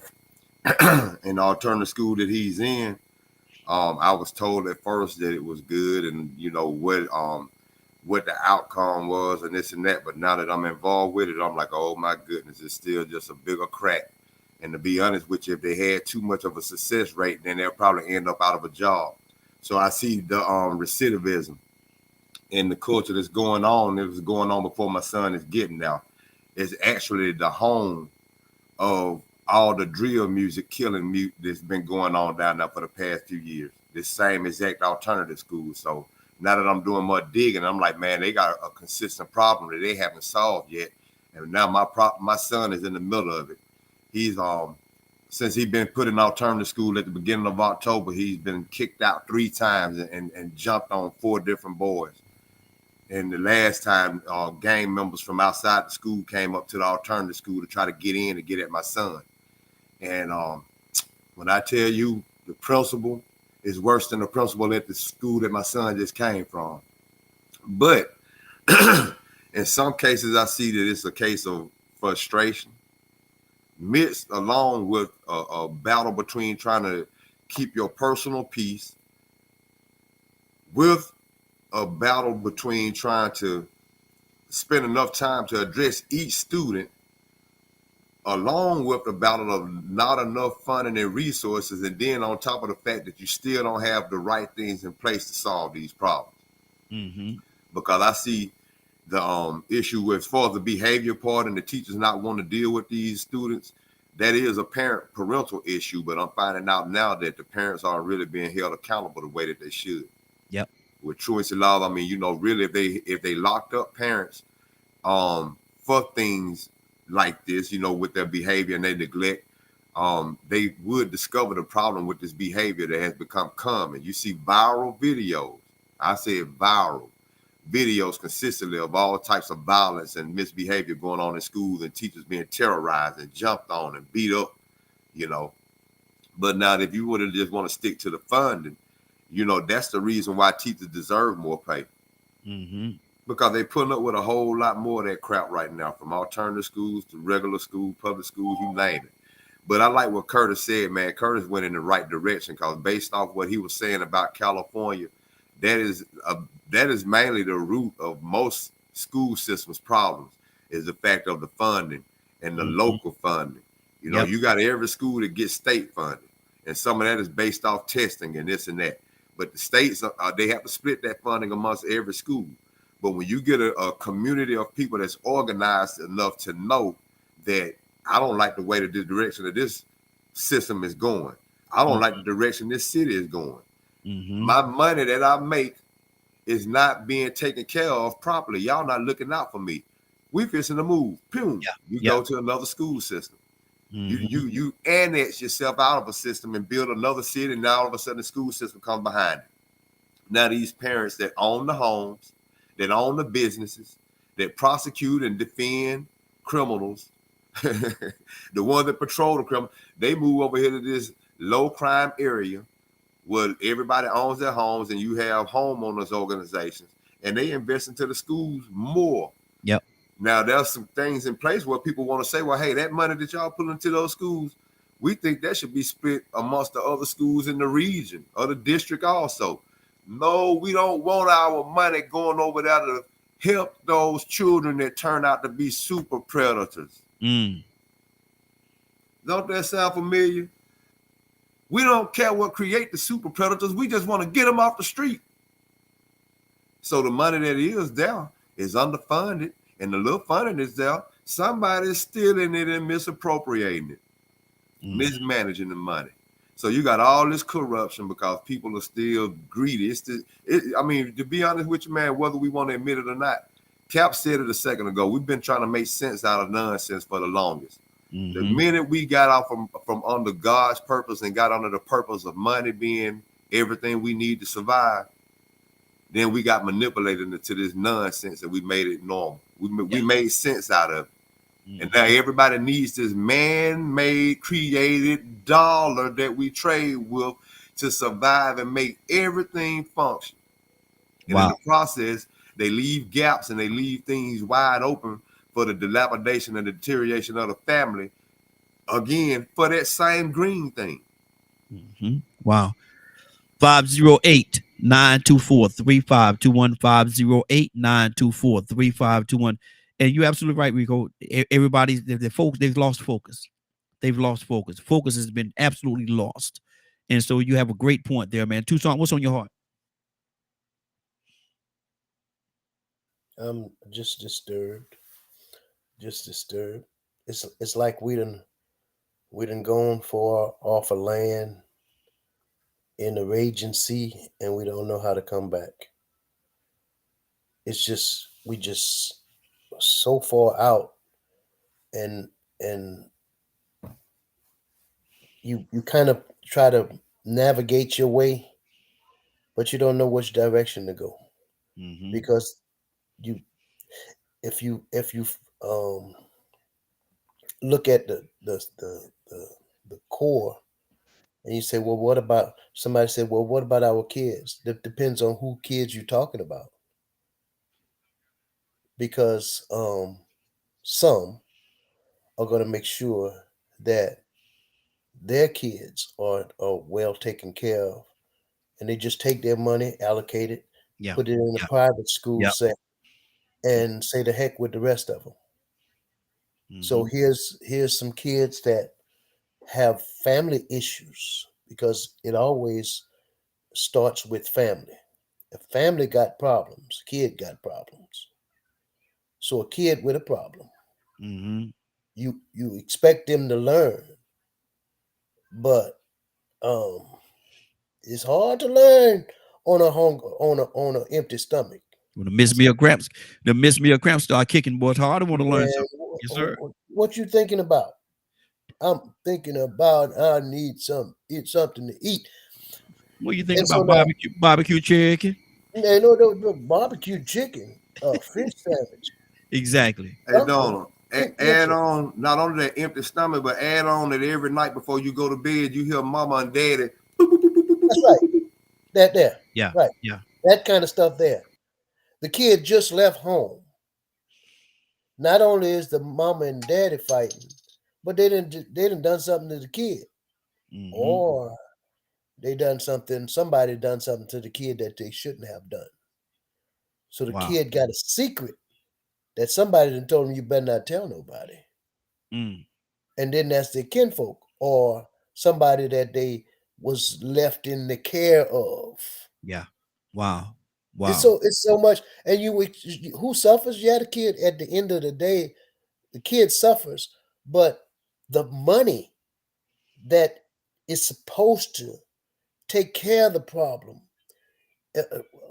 Man, you mean to tell me you billing? Oh God, you done misappropriated the funds that's supposed to go in a direction to fix the problem, and really the one that is way up somewhere, he don't even want the problem to be fixed. And here's another thing, and I'll shut up. You're not even talking about the drug industry. Yeah. Yeah. Yeah. Wow. I mean, wow. you talk about it's so much. I wouldn't even want to be a kid these days. No, not at all. Let me go to Paul. This more I come to you. Paul, what's on your heart? Good morning. How you doing this morning? Hey, good morning. Yeah, so I guess you guys were talking about the strike earlier. And, yes. And yeah, so yeah, it's a 3-day strike, and you are part of that. You are part of that, right, Paul? Yes. Okay. Well, our union is doing a sympathy strike with service workers like this, teacher aides and bus drivers and cafeteria workers, and yeah, they're very poorly paid. A lot of them get, other food stamps and other government assistance. So, the taxpayers are paying the bill anyway. So complicated, but I guess you showed a video. I wasn't tuned in at the time, where a teacher said some inappropriate stuff, and yeah. So yeah, it could be very stressful, and a lot of times kids, as people have said, kids come to school with emotional problems, and they have all these other issues at home. That's kind of how my class is this year. I have a lot of kids with issues, and the way my school organizes classes is, I think, detrimental, because they put all of the high achieving kids together, and this is elementary school, and then everyone else is segregated. So you could imagine how that works out. I live in a very diverse area, but the high achieving classes are predominantly white and Asian, and the classes that aren't, are lower achieving are predominantly not white or Asian. They're Black and Hispanic. There's white kids in there too, but so the culture of the classroom is a big part, and to solve this problem, obviously, it's like a four-legged table. It's not going to be just like, oh, just pay the teachers and then everything will be better. Or, the parents have a role, the student themselves have a role, and the community at large has a role. You know, if you're living in poverty and all kinds of dysfunction, well, obviously you're not going to value education. So I think it's real complex. Obviously, everyone brought up a lot of good points. I like on a deeper level, I feel like education can be liberating to people.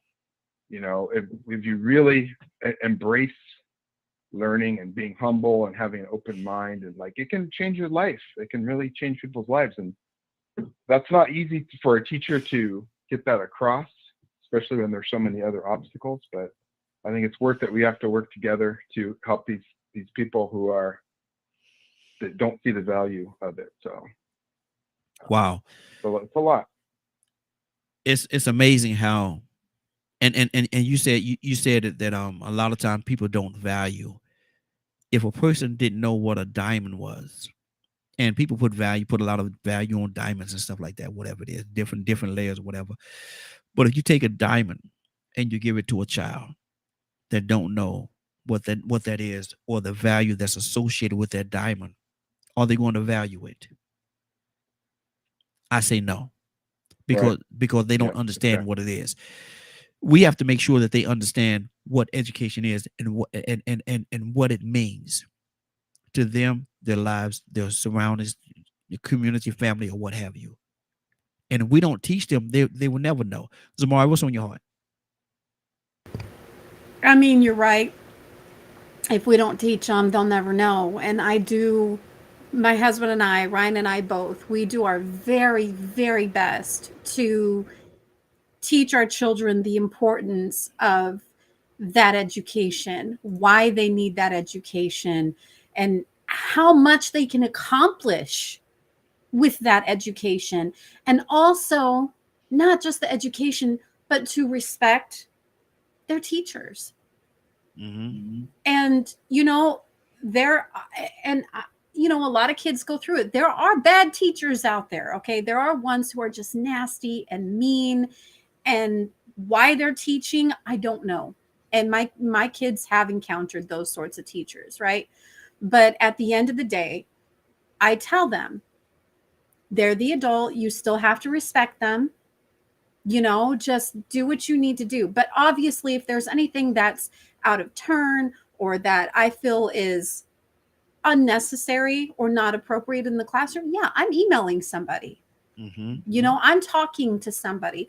But like what I was saying to Paul on Twitch, I never come at it when my kids come home and tell me anything. When I'm emailing the school, whether it's the teacher or the principal or whoever it is, I'm never coming at them from an angle where I'm immediately pointing the finger at them. You're the problem. It's your fault. You're the issue. I'm asking them, hey, my kid came home, whichever one it is. They're saying this happened at school or this wasn't being addressed. They came to you, yada, yada, yada.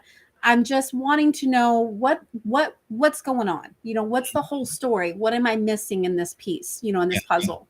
And they'll explain it. They'll fill in the blanks. Oh, okay, that makes sense. If there's some larger issue at hand, then we'll work through it. But I never, ever, ever, because it's very easy, especially when you love your kids, right? And you got that mama bear in you. It's so easy to just go full force for the wrong reasons. Yeah.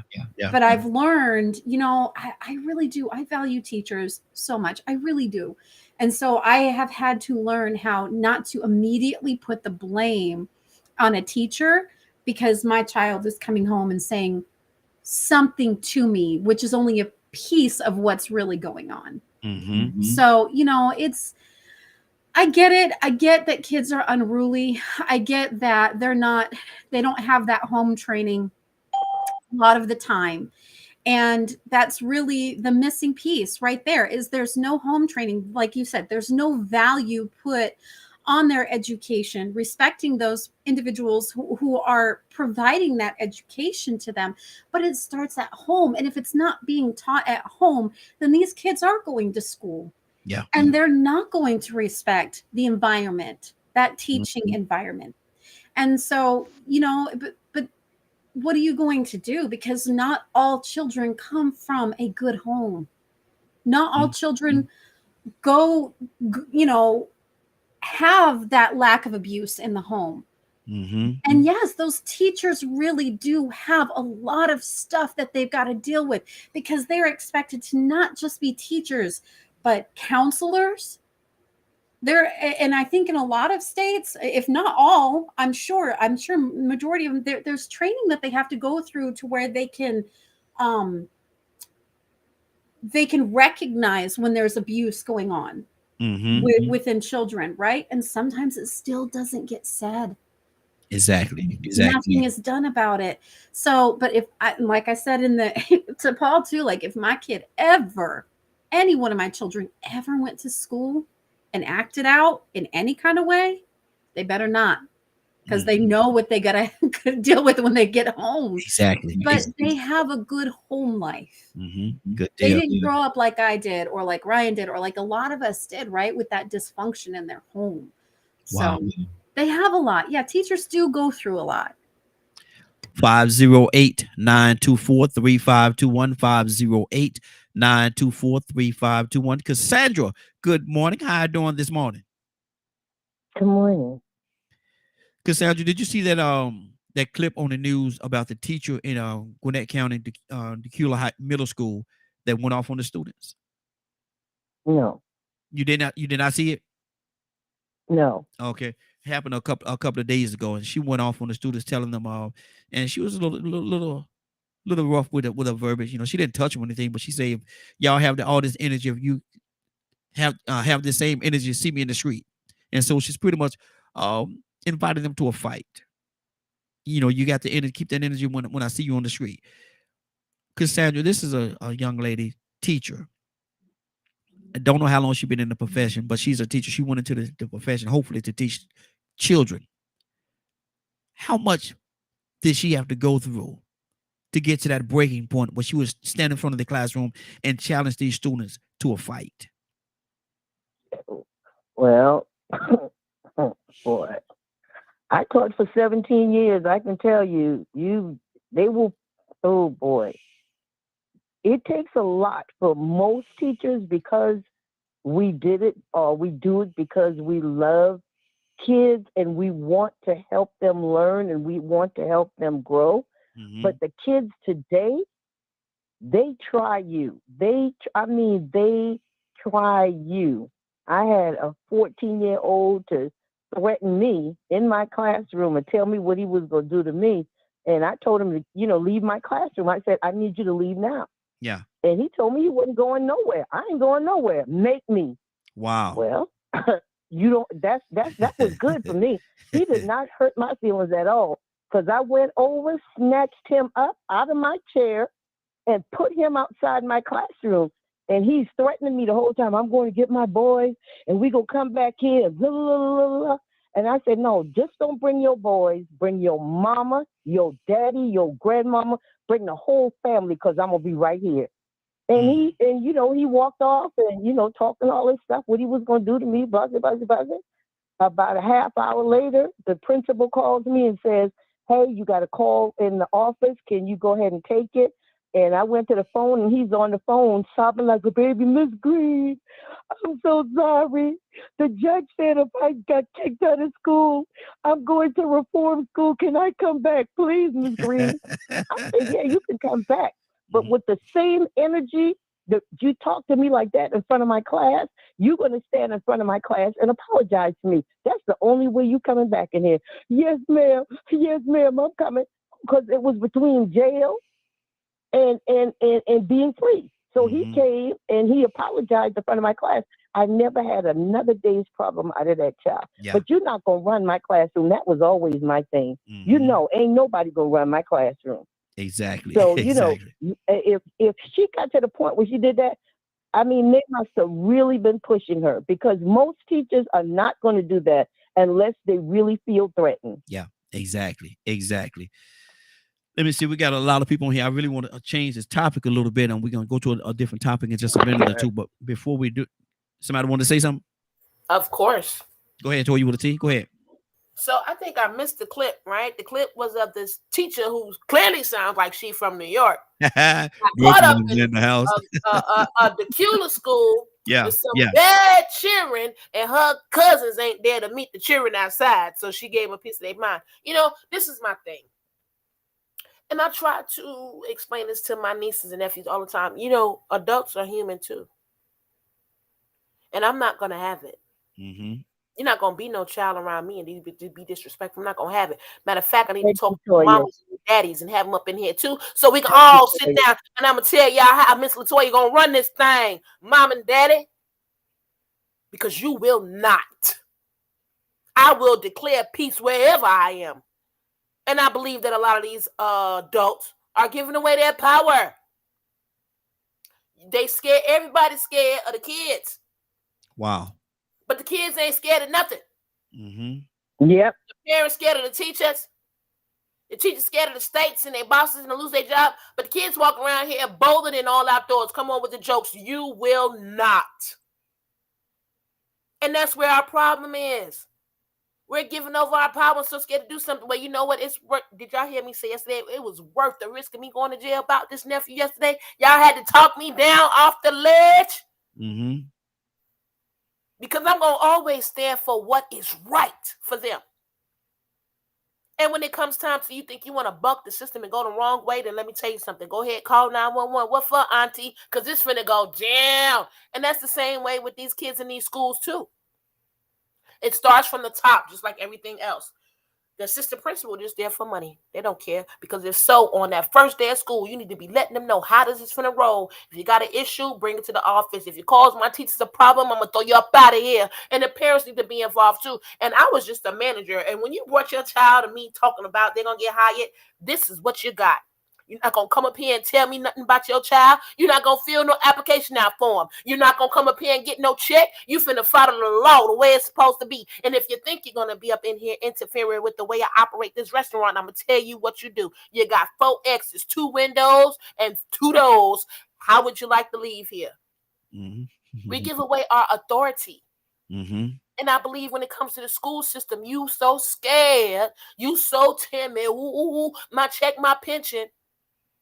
Okay, well, you can get that check and that pension, honey. We got poles you can swing on and food you can serve, honey. So trust me, you'll be okay. But the abuse that some of us adults are going through is simply because we serve the wrong master. And if your master allows you to get abused, if it's that important for you to get this little money and this little pension that ain't much anyway, that you want to strike for to stay there and lose your adulthood, knock yourself right on out, because people like me, I's gonna be in trouble anyway, boss, because I don't care who you are, and this show ain't gonna matter your age. You will stay in your place. And I believe for the teachers who feel like it's not for them, right? Get from up under that spell and do something different. Do something different. Start, like, there's options we got. Start private schools. Why not? Mm-hmm. Why not have communications and conversations on a regular basis with these parents to see what can be done? So there's the solutions, but this same spell we're all under, oh, we can't do anything. Oh, this is how life goes. Oh, I can't change anything. That same spell is going to mess around and be the death of you until you decide to rise up. Wow. I want to switch to another topic. So anybody have anything real quickly that they want to say on this particular topic? Right, let's say it now before we move on. Go ahead, Rico. I do. Well, who is that? Go ahead, whoever that is. Who is that? That's Ryan. Okay, go ahead, Ryan. Just thinking about what Miss Green was saying, and that particular employee of mine who used to be a teacher, he told me a story about how in the schools the kids would test him all the time because he's short in height, but my man is swole. As they would be like, man, Mr. Graham, we gonna whoop you. And he'd say, okay, let's go. And the kids would get up and move the desks out the way. They start betting money, and he pick these kids up and slam them to the floor. Wow. Knock the breath out of them. Wow. They throw fists at him. They tried to shoot his car, all kind of stuff, but he held his ground for as long as he could until he felt one of these days they ain't gonna miss and hit my car, they're gonna hit me. And that's when he left. Like Toya said, at some point, enough is enough. You have to take your manhood, your womanhood, your adulthood back. We get pressured into this mold nowadays with these kids. These kids out here don't care. Like even in the street, people who run gang life and stuff like that were involved in all kinds of shady underdealing. So they'll straight up tell you, these kids crazy. They don't care about nothing. Yep. You got 10-year-olds walking around with weapons, killing people. Yep. There's something fundamentally wrong in the household that's bringing these kids to this point. Ain't no parenting anymore. Parents scared of their kids. You got me twisted. You ever think I'm gonna be scared of my kids or somebody else's? Like that just, to me, is crazy. It's insanity. Exactly. Wow, Rico. You know, I was thinking about what people were saying, man, and you know that movie Lean on Me was a true story. Yeah. You know how long ago that was? Now, if you really paid attention to the story of Lean on Me, and you wasn't caught up in all the little scenes that everybody remember that they find funny and hilarious, but you really look at what that situation was, it tells you what the problem is. It says everything we're saying, and it gave you an example of children that came from no home training and the poverty and all the trauma and dysfunction.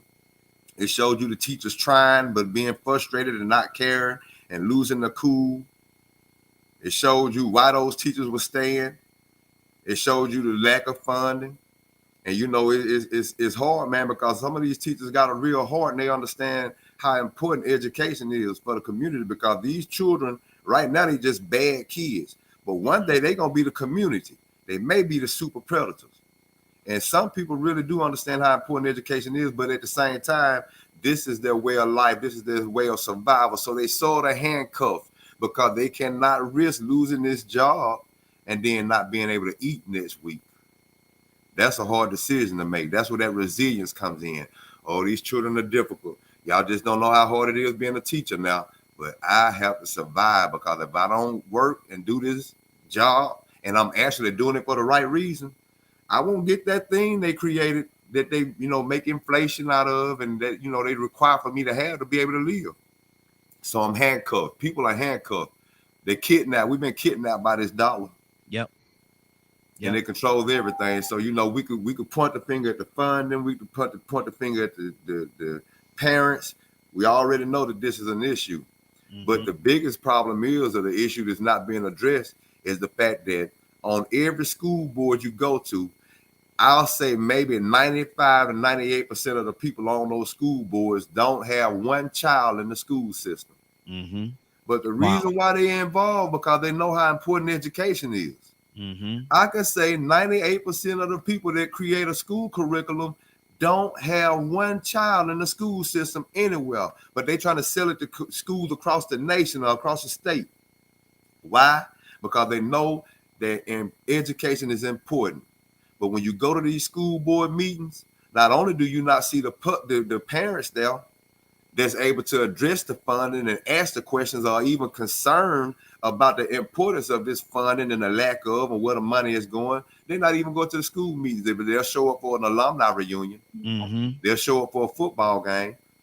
They'll complain about the coach needing to be fired. But they won't come up there and talk about the testing scores, the failing school. They'll complain about the misbehaving students and how much of the parents and how much it starts at home. But guess what? This is where the village comes in at. Because on those school boards, the village is coming in, determining the funding. On those people developing the curriculum, the village is coming together, coming up with the curriculum to put into the school for your children to learn, whether it's bad education or not. So the village has to get involved. See, the problem ain't just home training. The real big problem is adults. It's society not being concerned about how important education is, not realizing that these same children will be the community. They will be society. They will be the public one day.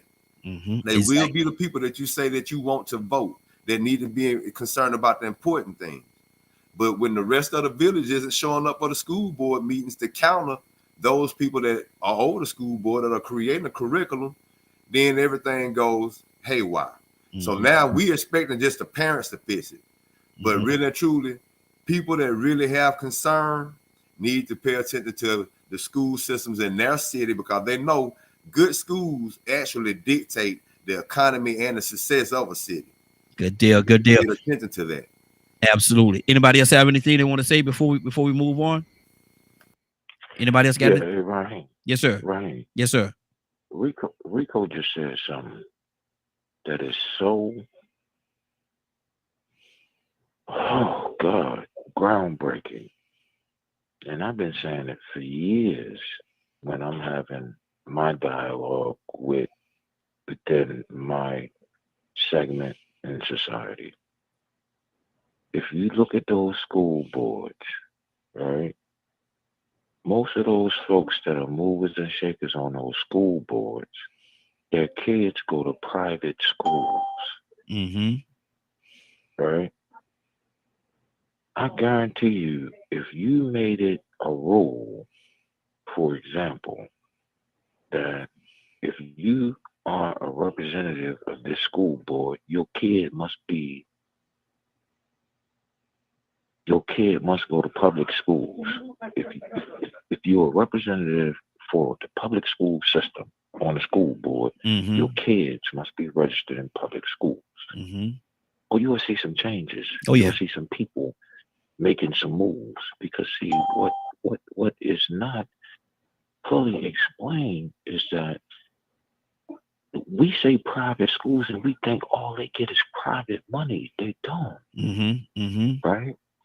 Now, to take it an even step further, we always talk, the few times that I'm on the show, we talk about the narrative and how folks put out a false narrative and they control the society by false narrative, right? So I just want to throw this out here.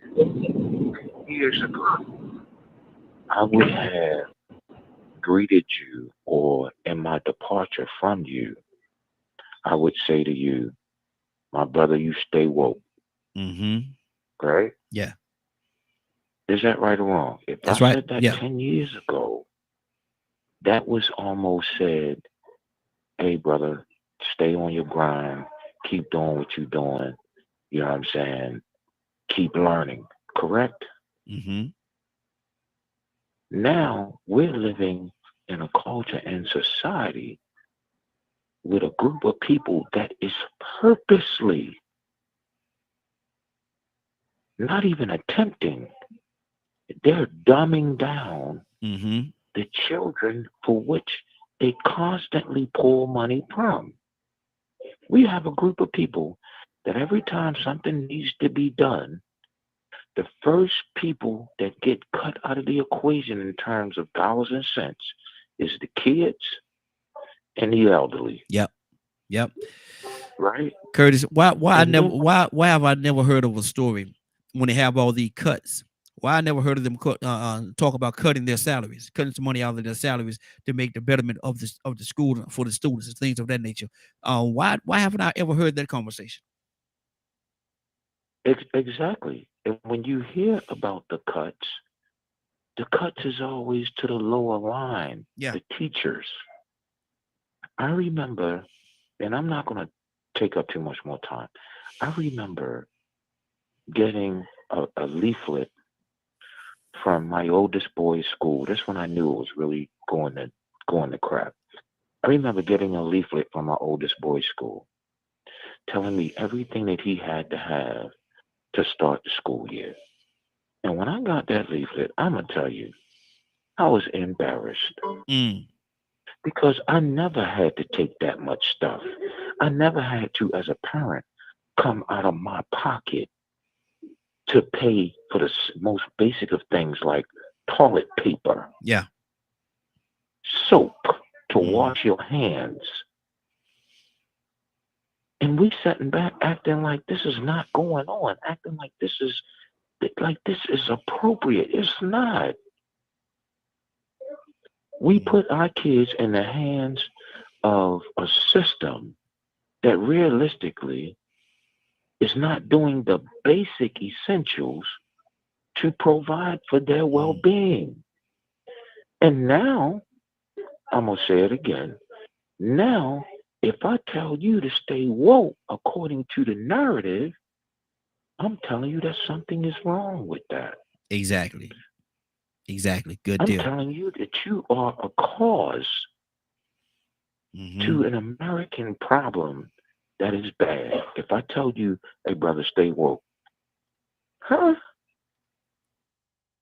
When did the terminology, and this is just to say this is what's really going on, when did the terminology switch? And ignorance became bliss.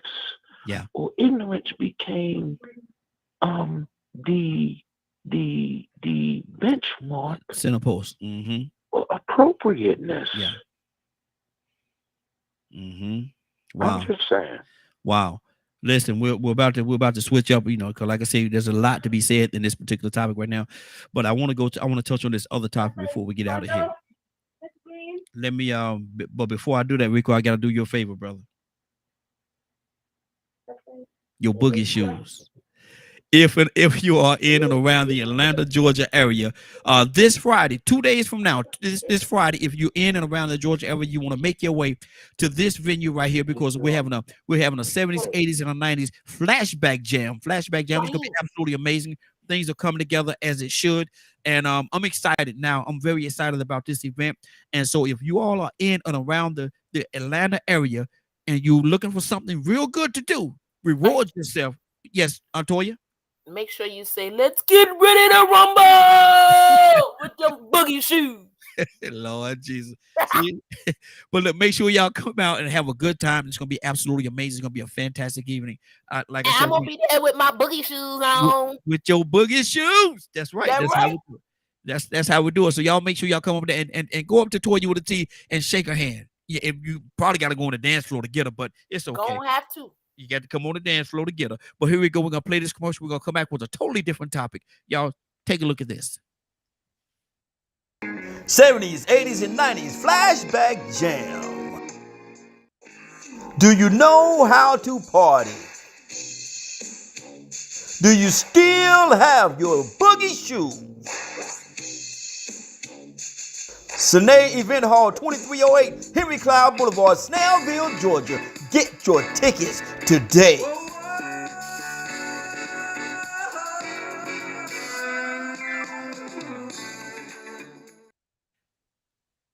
And like the late, great Don Cornelius said, it's going to be a stone cold blast. It's going to be a stone cold blast. Cap, are you there? Cap, are you there? Yeah. Okay. Yes, sir. Switching topics. And I want to hear everybody's heart on this right here, because, there's been a lot done. We talked about this from time to time. Leonard, coming to you next. How can America pay for the evils that it has done? Wow, my friend. Ooh, that's a good one. How can America pay for the evils she have done? Well, let me put it out there like this, Raheem. There's people that are listening to your show who may not feel that America done any evil. Wow. So when you said for the evil she have done, what evil she have done in order for me to correctly, answer? I mean, what evil? What evil? I mean, how can I answer that without knowing what you mean by evil she has done? What evil she have done, Brother Raheem? So I can really answer that question properly. Well, there's so many evils that America has done to so many different people. Us as a people, our indigenous people, they've done so much there. The list is endless. The different wars that they have went and caused, different wars they went throughout the world and caused, the chaos that they have caused throughout the universe. the chaos that it has caused throughout the universe. People say America is one of the greatest countries in the world. I got a clip, but I can't play it because the guy, is a professor, and he was on the stage making a speech. And they asked the question, is America, what makes America the greatest country in the world? He asked the narrator asked one person, one professor, asked the young lady, which was a professor as well, and went to the third guy. And he said, he asked the question, why is America the greatest country in the world? And the guy said, the New York Yankees. And the narrator said, no, I can't let you go with that. I got to hold your feet to the fire. Give me an answer. And the guy looked at him, the professor looked at him and said, America is not the greatest country in the world. And it went on to say, he was like, oh, what are you saying that America? He said, yes, I'm saying that it's not. And he went on a rant, but he used profanities, so I can't play it. But what do you think America would have to do to pay for the evils that it has done? Well, I'm going to be specific. What America has to do to pay for the evil she have done to Black people and the indigenous people. Now, I stay there. I can't speak on what evil she have done to white folks, and Jews, or whatever. I can only speak on our history, our culture. What can she can never pay for her evils. That's between her and God. I believe that America is under divine judgment even as we speak, because there is no reparation that you could pay for 450 years that has been done to a people, that you have reduced the people down so low that an animal and a dog got more rights, or was given more rights, or treated more humanely than we have been. I heard Paul said, well, we better than we was 100 years ago. Okay, all right. But you're looking at the residue. When I hear everybody talk about our youth, let me say this to everyone on this line. Our youth is 1%. You're talking about 1% of our youth that's acting a fool. And the way some of y'all talk as if all of our youth is like that. All of our youth is not like that. Right. How do Captain Dennis know I'm in the street? You fear. You talking about our children don't have no fear. Our children this, that. Have you been in the street? And some of you have been in the street. I know some of you sisters. I know y'all know. But I'm not going to let everybody just paint a brush, talk about they crazy, they don't have no fear. They didn't know. I'm out there. That's the same thing about law enforcement. And the police, a small percentage of corrupt cops, but don't paint the whole brush of law enforcement that everybody like that. We have to understand, no, America can never repay for what she's done to us. Because you look at the condition we in now. Why are we in this condition? Why are young people on this self-destructive behavior? Because they hate themselves. A man don't kill another human being, or kids just be homicidal because they love themselves. That's called self-hatred. What is the root of self-hatred? We have to lay it at the doorstep of America. You taught us self-hate. You taught us to hate ourselves all the way from slavery. Now look at the results. Look at the results. You want to act like you ain't got nothing to do with this? I hate myself because there's a curriculum in the school that don't teach me to love myself. I'm not taught to love myself in the school. There's nothing in the curriculum in the school that teach me to love myself. And I like the fact that Ryan and some more, y'all still young parents who's got children in the school. Most of us on this line, we old. Our children been grown. We got 30, 40-year-old children. We looking at you hugging your daughter, and that's beautiful. Y'all still active. Most of us on here, we just send the ship out. So we understand your involvement, but we're looking at it from a different perspective. In the perspective, we're looking at it like, whoa, man, we got issues. But I do believe America could never pay. I don't give a dog if there's no money. Well, we gave reparation. You can't give us no money. You had a chance back in the day when Lincoln so-called the Republicans freed the soul. He didn't emancipate us. It was said, give every black man and woman 40 acres and a mule. We never got our 40 acres and a mule. But now you have to give us 40 acres and a John Deere. Are you willing to give us 40 acres and a John Deere? You can't pay us reparations. I don't give a dog about how much money. Because look at the condition we're in right now. It has not changed. You look at our kids, you look at our community, that is the residue of a damn treatment that you have made of people and you reduce them down to nothing. And you want to act like, well, things have changed. For who? Wow. You got poor whites. You got poor whites that suffering the same way. Not just black people. You got poor whites that suffering the same way. It ain't got nothing to do with just, yeah. But no, you can't. No, America can never pay. She can never pay. That's why God is getting ready to take America and beat her down till she on her knees and she will beg for forgiveness to God for what she done to us. She needs to atone. America needs to atone for what she's done to us. Until she do that, God is whooping her on all sides. Rain, snow, hail, and earthquakes. Look at California. You ain't never seen snow in California. Now you're looking at water. I heard the Honorable Elijah Muhammad said one day California may fall in the ocean. I couldn't understand that, but the way the water is loosening up and one good earthquake. Bye, California. Exactly. All right, preacher. That's what's on my heart right here. Good deal. Leonard, how can America pay for the evils that it has done? What'd you say, right? Wait, hold on, Ryan. Okay. Can you hear me? Yeah, roll them windows up, man. Roll them windows up.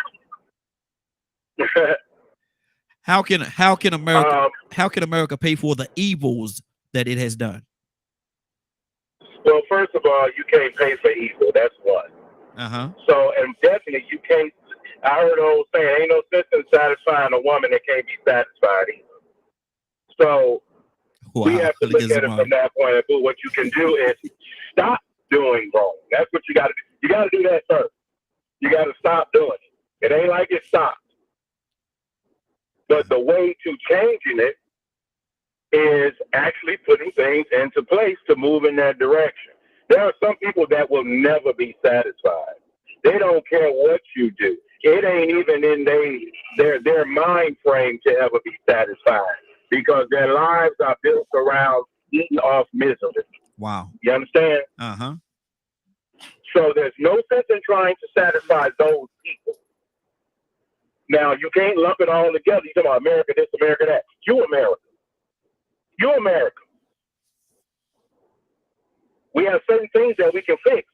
Okay. Reparations for African Americans is different than what you're talking about. Hopefully. You didn't make it too clear.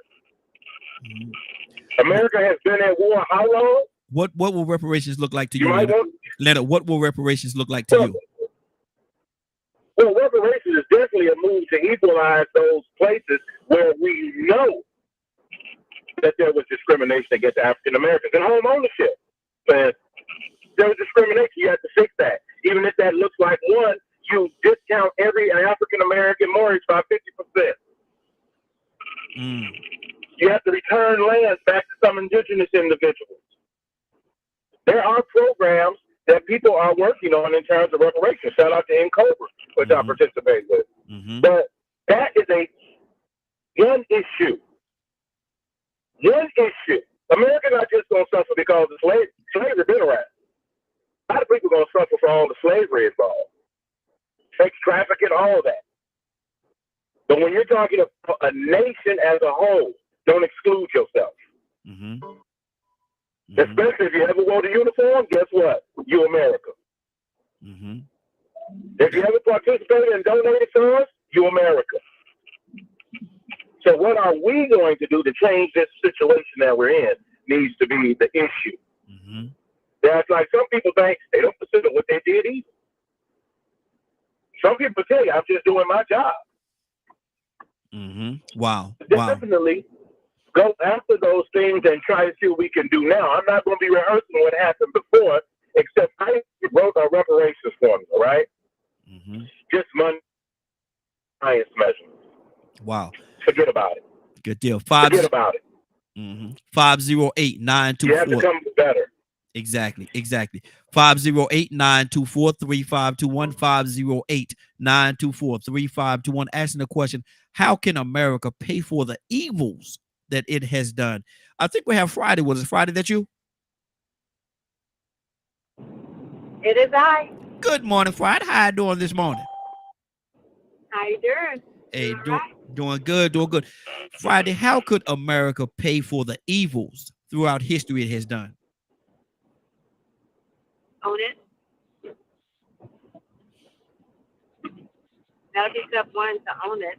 And stop running around here acting like they haven't done it inland and outside of country. And then once they own it, take the right actions to try to, as Leonard just was saying, improve the life for those that suffered by it. They didn't have any problems telling Holocaust people to, we're going to give you some this and help you with that. And they ain't had nothing to do with that, for real.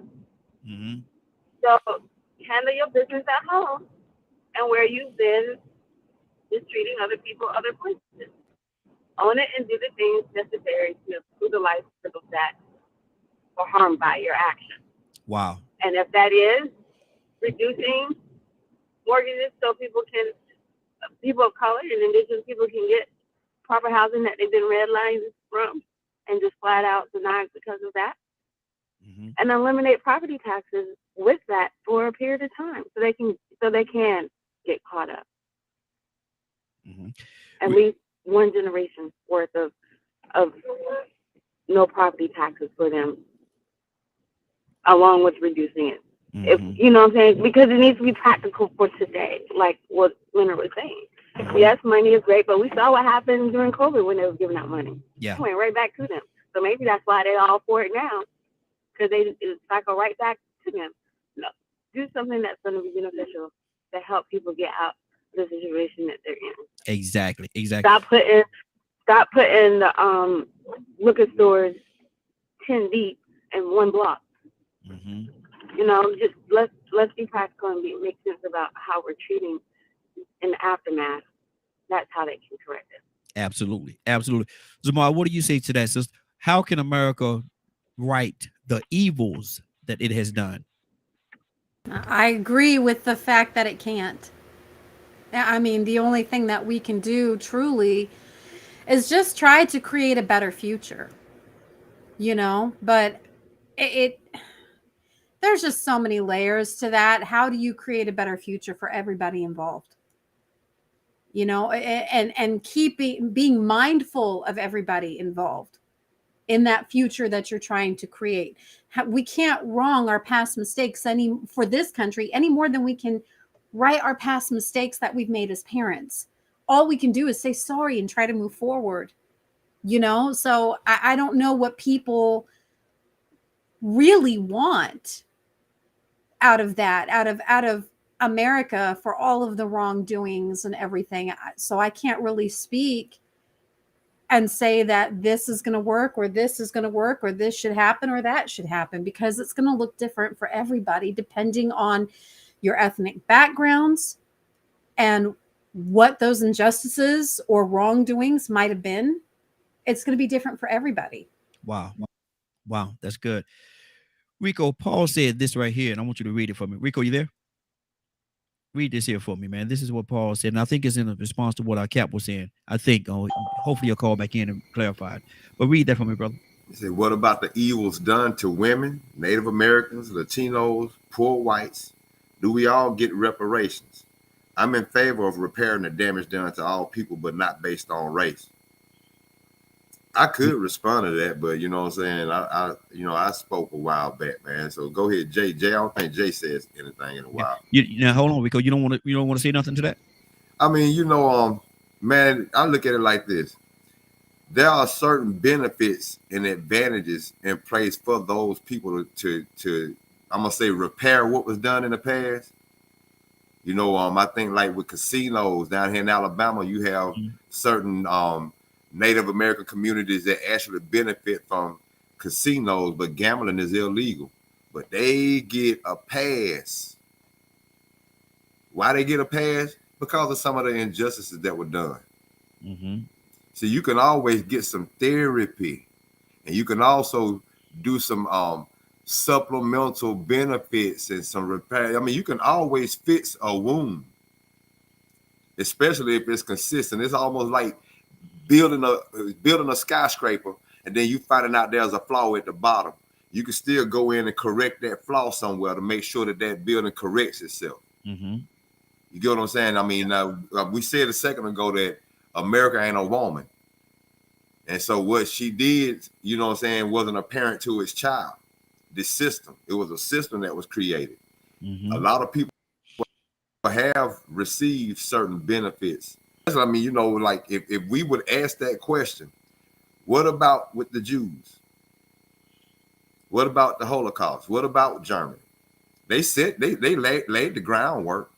You know, let's talk about the conference on racism right before Israel walked out of. They wanted to address everybody's issues with historical racism and how it affected what's going on today. And when everybody said, well, you know, and these are all the countries in the world, Arab, you name it, everybody was going to have to address their racism that they contributed to whatever race. And America agreed to come if you didn't bring up slavery, reparations, and Israel agreed to come if you didn't bring up the Palestinians in the West Bank. Those people bought it up anyway, and America walked out. Wow. But just right before then, the world courts, which is a lot of Americans supported, held Germany accountable to this day to pay more money to Jews for reparations and repair for the Holocaust. So, I mean, you know, for anybody to say, it's like, it's sort of funny to me that whenever people start talking about reparation for Black people, it's always, well, what about us? Well, what about us? Well, you know what? What about you when being in George Floyd situation? Or what about you when Ahmaud Arbery getting, you know what I'm saying, gunned down and cops ain't going to jail? I mean, you know, we have to hold, it's some accountability that has to be held. And we can't sit back and say, okay, yeah, I see this happen. We can't sit back and say, well, now I see that they do target Black people. Boo hoo hoo. I just read the war on drugs and what Nixon them did. You see now what they did to us specifically. That wasn't poor whites, that wasn't Latinos, that wasn't Native Americans. They said we specifically targeted Black people, and we did it under the guise of the war on drugs and manipulated people into thinking it was legitimate when it was actually racist. But what about repairing everybody else, where everybody else wasn't targeted with the Tuskegee experiment? Native Americans wouldn't.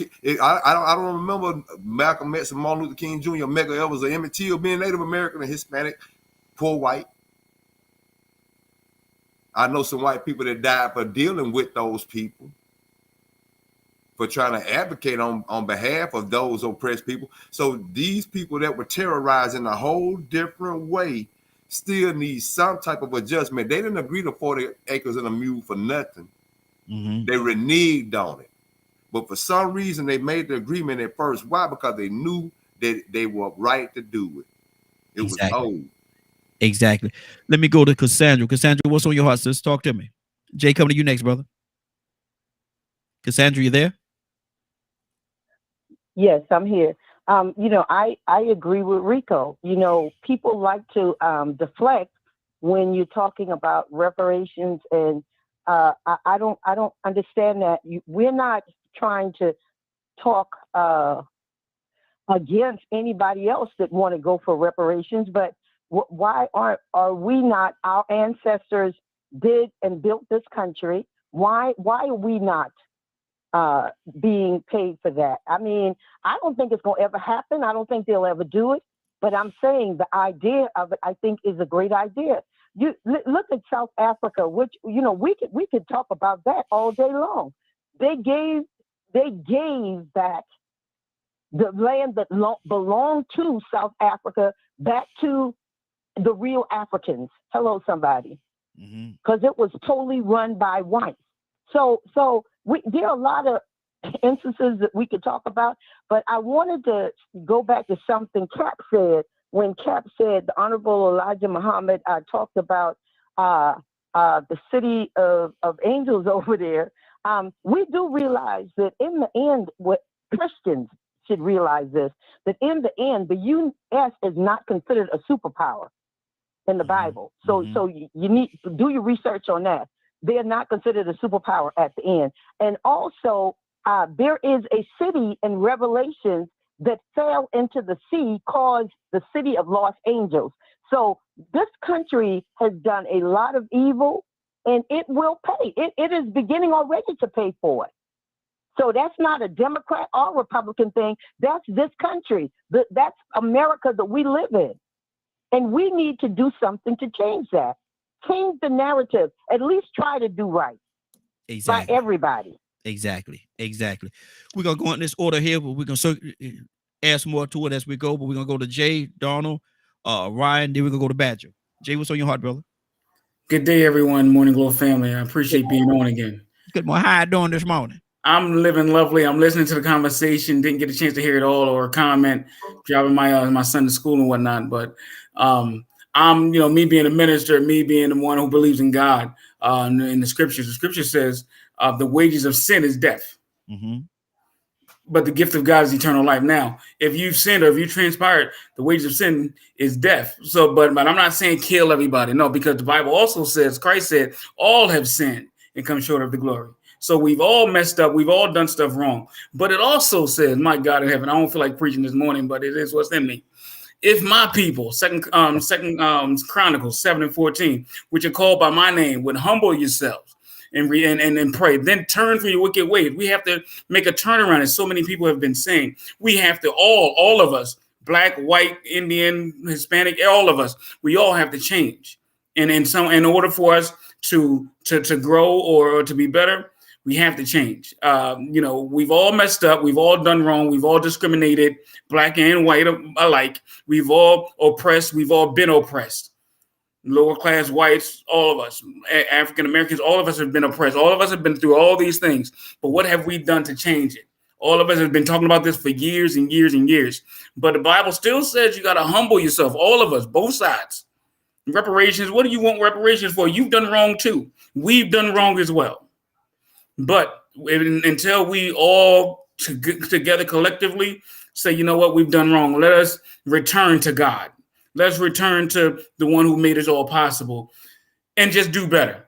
Turn from our wicked ways and do better. Then we'll see healing in the land. He said, then will I heal the land. That's what the Bible says. But that's what I believe. Good deal. Let me see. Toussaint, talk to me, brother. Turn that camera back on. There you go. What's on your heart, brother? Talk to me. Uh-oh. He doing that Bill Cosby. I pause, y'all. He laid back in his seat, crossed his arms. Ain't no telling what we about to get. Lord have mercy. Look, let me say this. It says, I can't find it. I can find it. Yes, I can. Vengeance is mine. I will repay. Yeah. It's coming. I don't care who it is. You know that some call it. Some say you reap what you sow. Yeah. Karma, whatever you want. It's coming. Let me turn my TV down. I'm sorry. I'm listening to some silliness. But anyway, if you go back in history in any nation and see what they have done, see how they have gotten paid. It's coming. Mm-hmm. And if this country hadn't got paid yet, I would hate to pay the bill for this country. Mm-hmm. For what? If we have sown a seed of hatred and corruption evil, injustice to anybody from the day they say we've discovered America. Mm-hmm. Lord have mercy.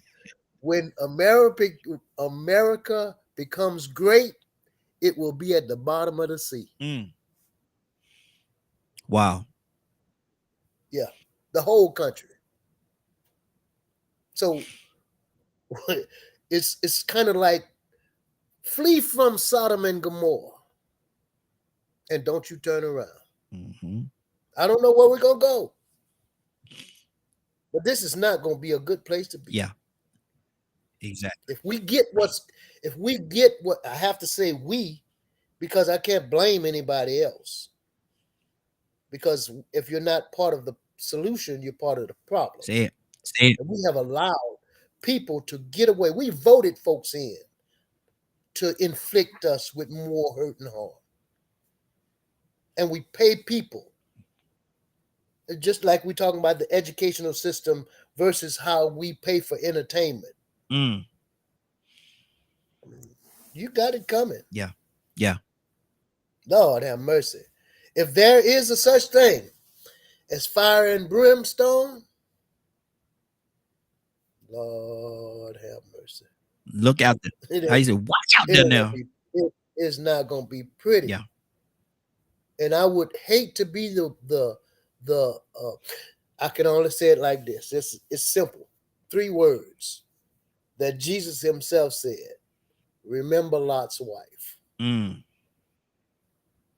Wow. Wow.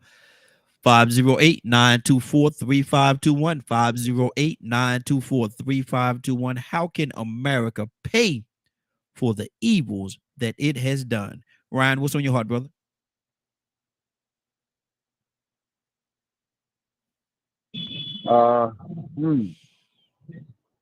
Yeah, I'm kind of on board with everybody else that can't. Mm-hmm. There's no reasonable expectation of payment, and I'm using air quotes because I don't have my cameras today. I done used up all my data on the show, and I have unlimited data. Wow. So I don't know. It's one of those subjects. I'm with Rico. Like if you're gonna talk about repayment, you got to talk about repayment to everybody affected, not just one group of individuals. And every nation on the earth, race, color, creed, ethnicity, however you want to dress it up, has gone through some form of hurt, just to put it in a generic term. Yeah. And if we don't address that as people, that one solitary individual group of people has not suffered on the face of this planet, whether it be in the United States of America or some other country somewhere, then we're doing it wrong. Yeah. Yes, some things are fresher than others. I get that. Time is time, and time takes its time, right? And without pointing fingers and trying to bring religion into the mix, because I try to refrain from that, because not everybody adheres to religion, right? Not everybody looks at things through the guise of God, which could be a fault. It could be right on the money. You can't tell, right? If you're a super deep spiritual person, then yeah, you're automatically going to go the God route. But in my mind, you can't repay hurt.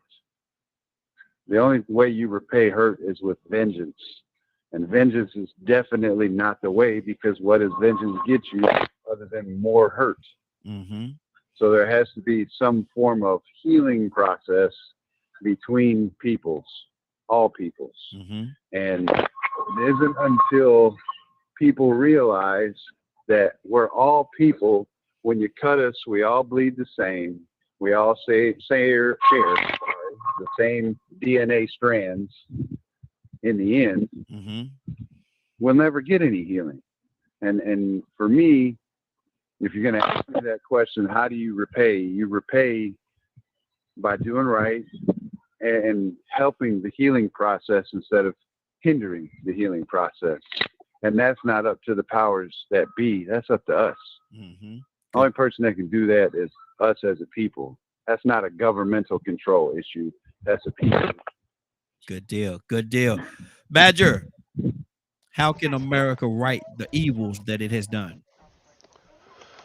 America. You sure you don't mean Americans? No. You sure? I'm positive. I said what I meant. Well, America itself is a label of a, what I guess you could call a country. But us Americans that live within that country are the ones that are responsible. I really like what Donald said. And Z said something earlier, even talking about, you know, those teachers that do more harm than good. Well, why didn't all the parents get together and make sure that bad teacher got taken out of school? They have that right. They have the right to decide who's teaching their kids or not, don't they? We also have the right to figure out who we want in these political seats. But yet we are guided by this money system of which one of those politicians can afford the most airtime. And those are the only ones we're going to see for the general public, unless you actually do the research to find out everyone that's running for that same position. Because a lot of times it ain't just two of them. There's more than two. It's just maybe they can't afford the same amount of airtime as the other, the Democrats and Republicans can. So we're in an interesting society of, sure, we can blame everyone else for all kinds of issues. And that's one of the things that I love about a lot of these small groups of people that are coming together to change things for the future. But they don't get airtime either, really. They might get a little bit of time on local news, but you've got to look for them to know they even exist. Badger, let me ask you a question. I ask you a question. How can America right the evils that it has done? Right? Yeah. Okay, go ahead.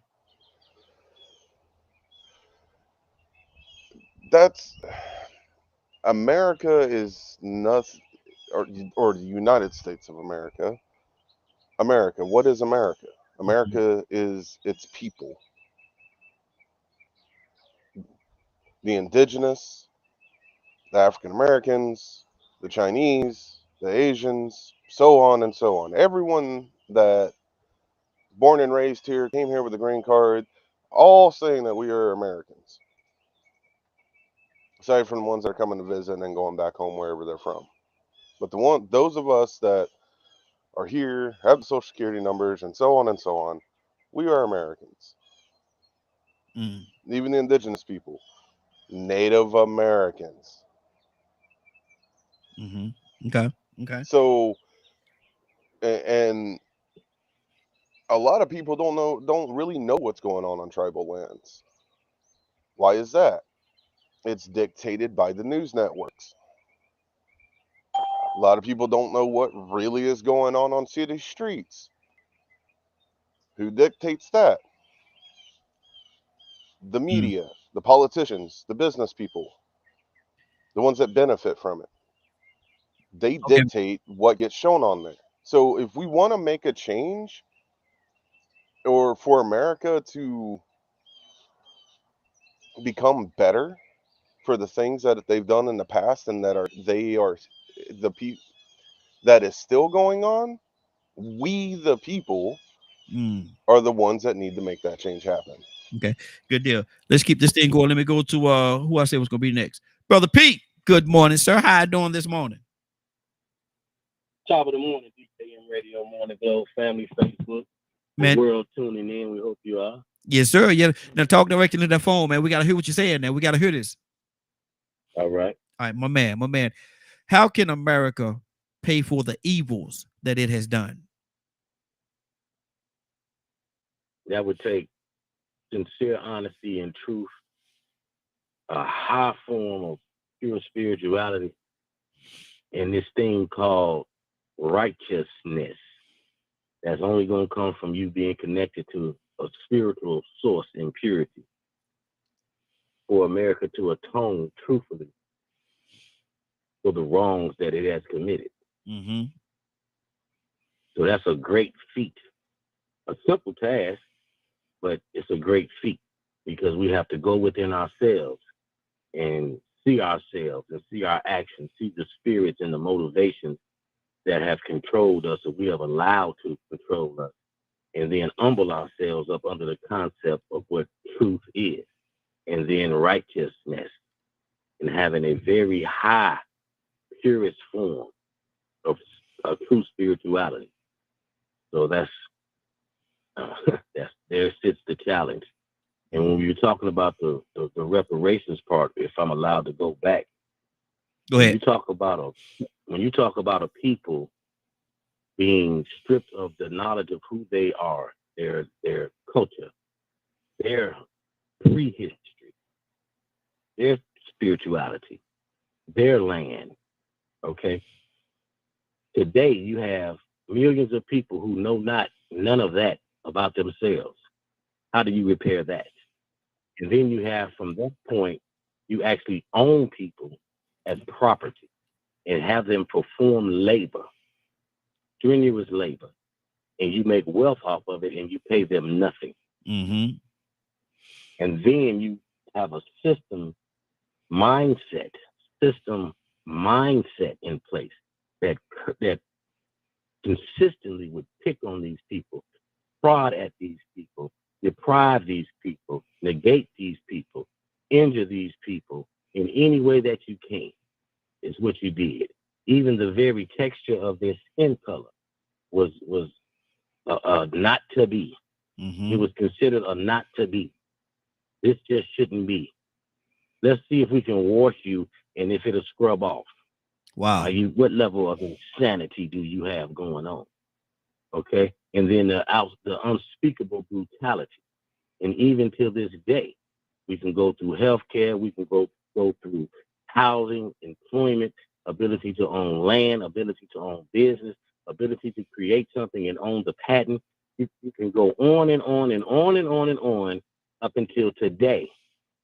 And then you raise a question about the repairing of those people. That specific group. What specific ethnic group on earth has gone through that?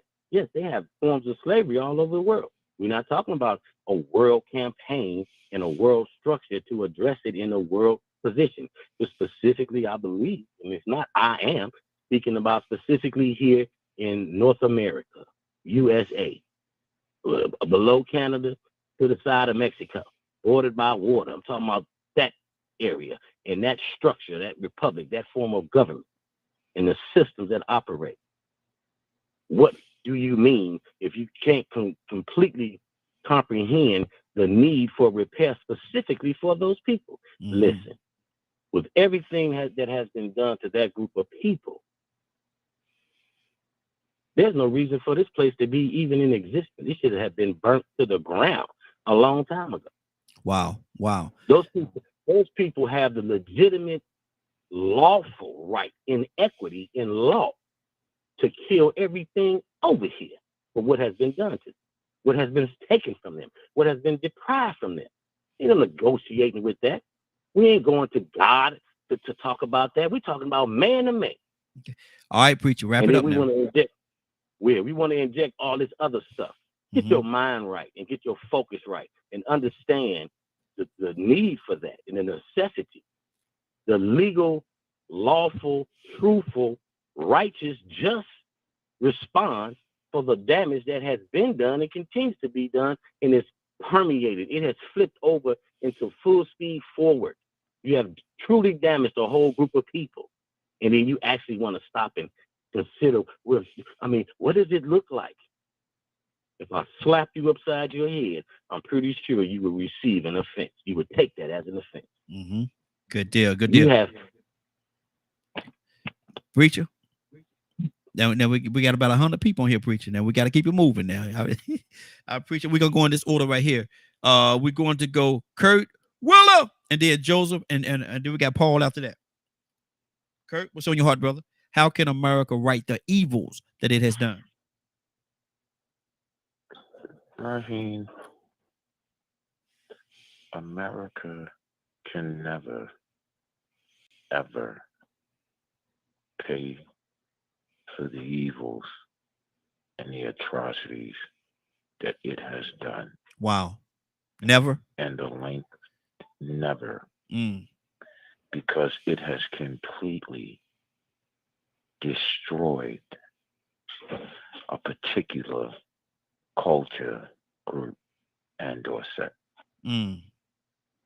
When you talk about reparations, and I was listening to the pastor, and he spoke so eloquently and so united. And I truly respect that. But I also live in a realm of reality. Because my grandmama taught me God ain't raised no fool. That says that I must look at the fact that every other race, culture, and or sect in this country has already received some form of reparations to some degree, except for the Negro. And when you account for what we have received, you must account for the red tape that has been placed in order for you to get it. Mm-hmm. So once again, what was given on a false balance. It was given on a idea, a simple thing like, let's just say, a poll tax. Oh, we're gonna give you the right to vote, but you need to tell us how many jellies in this, how many jelly beans in this jar. I'm gonna know that. I ain't put the jelly beans in the jar. Mm-hmm. Matter of fact, could you count when you put them in the jar? Mm-hmm. So America will never ever be able to repay for the evils that it has done. However, America can move in a direction to acknowledge what has been done and allow for the repayment to happen naturally. See, we don't, here's what's really sad. As soon as we talk about any kind of African American reparations, we have those who find it to be a problem, right? Mm-hmm. Why do you think that is? But if you mention, why do you think that is? But if you mention, oh, I'm ready to go there. Okay. But if you mention the idea of the compromise of, I think it's 1873, and Leonard probably know the date like in the front of his mind. I want to say it's 1873 is the date, the compromise of 1873. The first people to get reparations in this country was the oppressor, was the slave owner. Mm-hmm. They got paid. They got reparations for the ending of slavery. Wow.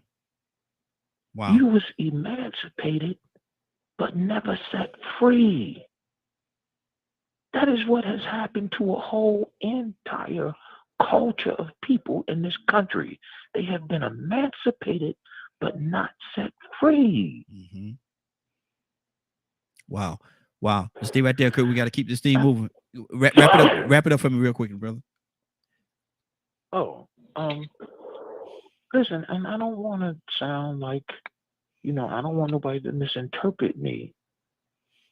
I'll wrap it up just like this. I don't want nobody to misinterpret me and say, oh, well, he's just speaking for the black folk. He ain't thinking about the Italians. He ain't thinking about the Irish. He ain't thinking about. Listen, we live in a culture where everybody outside of the African American in America has been able to what's the word I'm looking for? To reinstitute itself into the modern society. Except for us. Wow. Okay. Every time our reinstitution came, it came with a but. Or well, you got to do this. So you got to always do something additional in order to be a part of this American society. Good deal. That's crazy. Stay right there, Kurt. We got to keep it moving, brother. Let me go to who I say was going to be. Oh, Willow. Hey, Ryan. Good morning. Good morning. Good morning. Willow. How you doing this morning? I am doing awesome, Raheem. I need to ask you a question, Willow. What can America do to repay the evils that it has done? Raheem, you could never pay for evil. I don't care who does it. Not here on this earth. Let me make that clear first. On this earth, you would not be able to ever compensate for evil. Now, they have civil suits. That's just like a wound that's being covered up by a scab.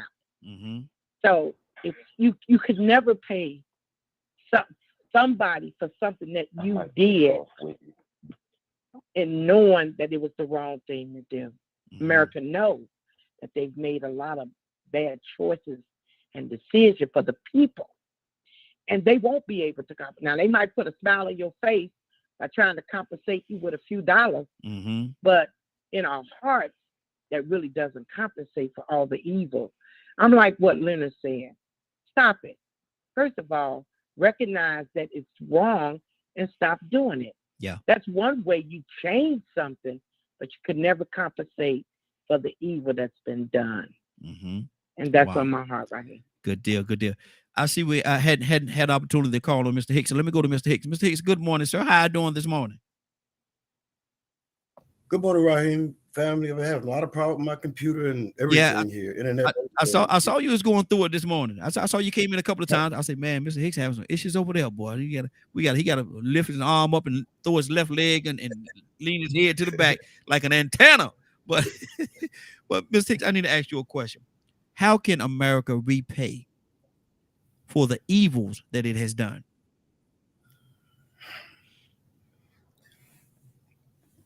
How can I repay for the deaths I caused? Wow. How can I repay for the damage I've done to people in this life?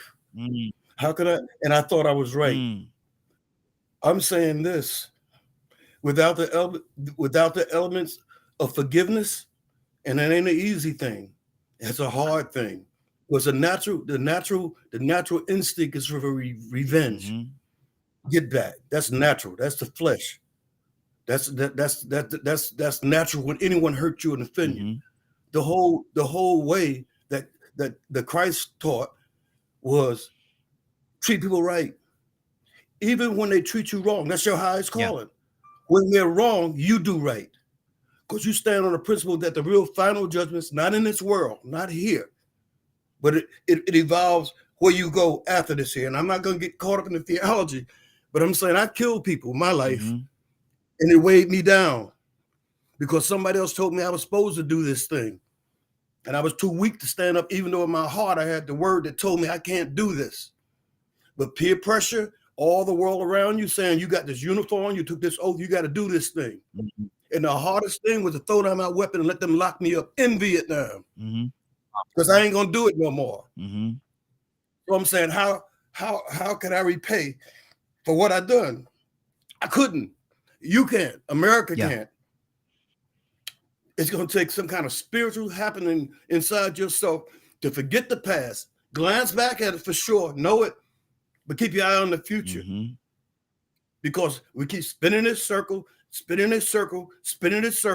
I can't bring back a life. I can't do it. No matter, I could be sorry, contrite, but until something outside of myself bigger came to me and said, I forgive you. Now you turn around and you forgive them. Mm-hmm. Yeah. And it's an everyday thing to forgive people that do you wrong. To forgive people that hurt you and hurt your people. But when you look at history in a real scope, I mean, not just 200, 300, 400, look back thousands of years and look at what we got now with all our faults, with all the weakness in this system. Listen, if you don't have this, you're going to have a pope, you're going to have a king, you're going to have a queen. Yeah. If you keep looking at all what's wrong, if you're looking at your marriage and your relation with your children, my children are all grown. I heard Cap say that stuff. All my, my children, I ain't got to worry about none of that. Mm-hmm. But they got children. Yeah. They got children, and don't get to you got to navigate. Should you get this shot? Should you trust them that the shot is good, even though you have a history that they experiment on us? That COVID was an experiment, whole total thing. Everybody got rich off that stuff while they panicked us and got us fear.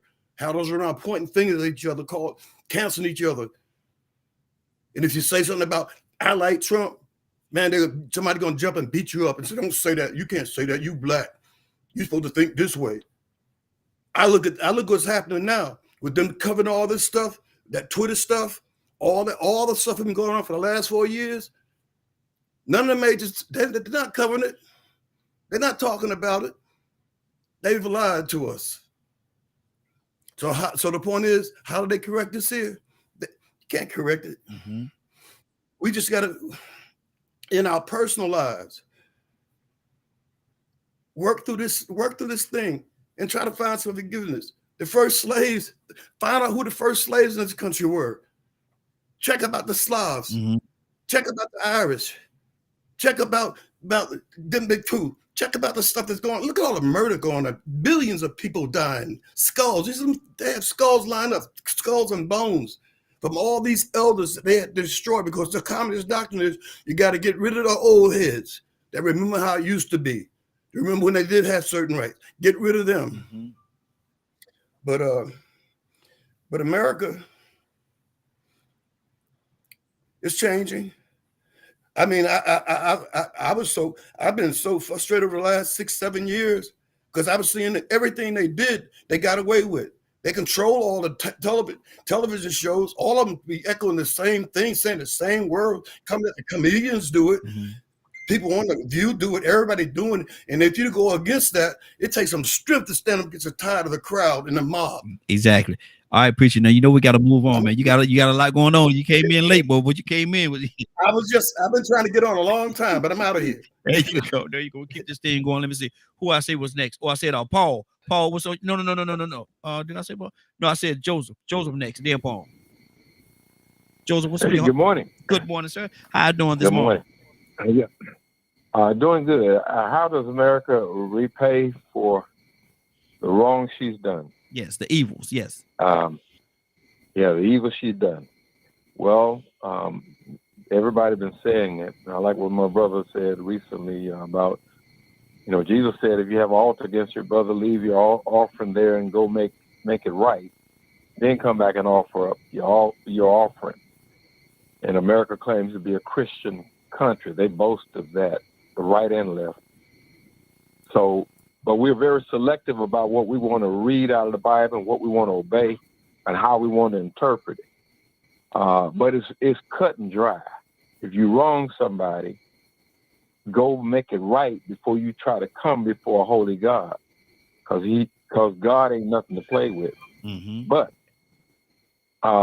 when we look at back over our history, when we came out of slavery during the Reconstruction period, the powers to be in the South began crafting laws like the black codes,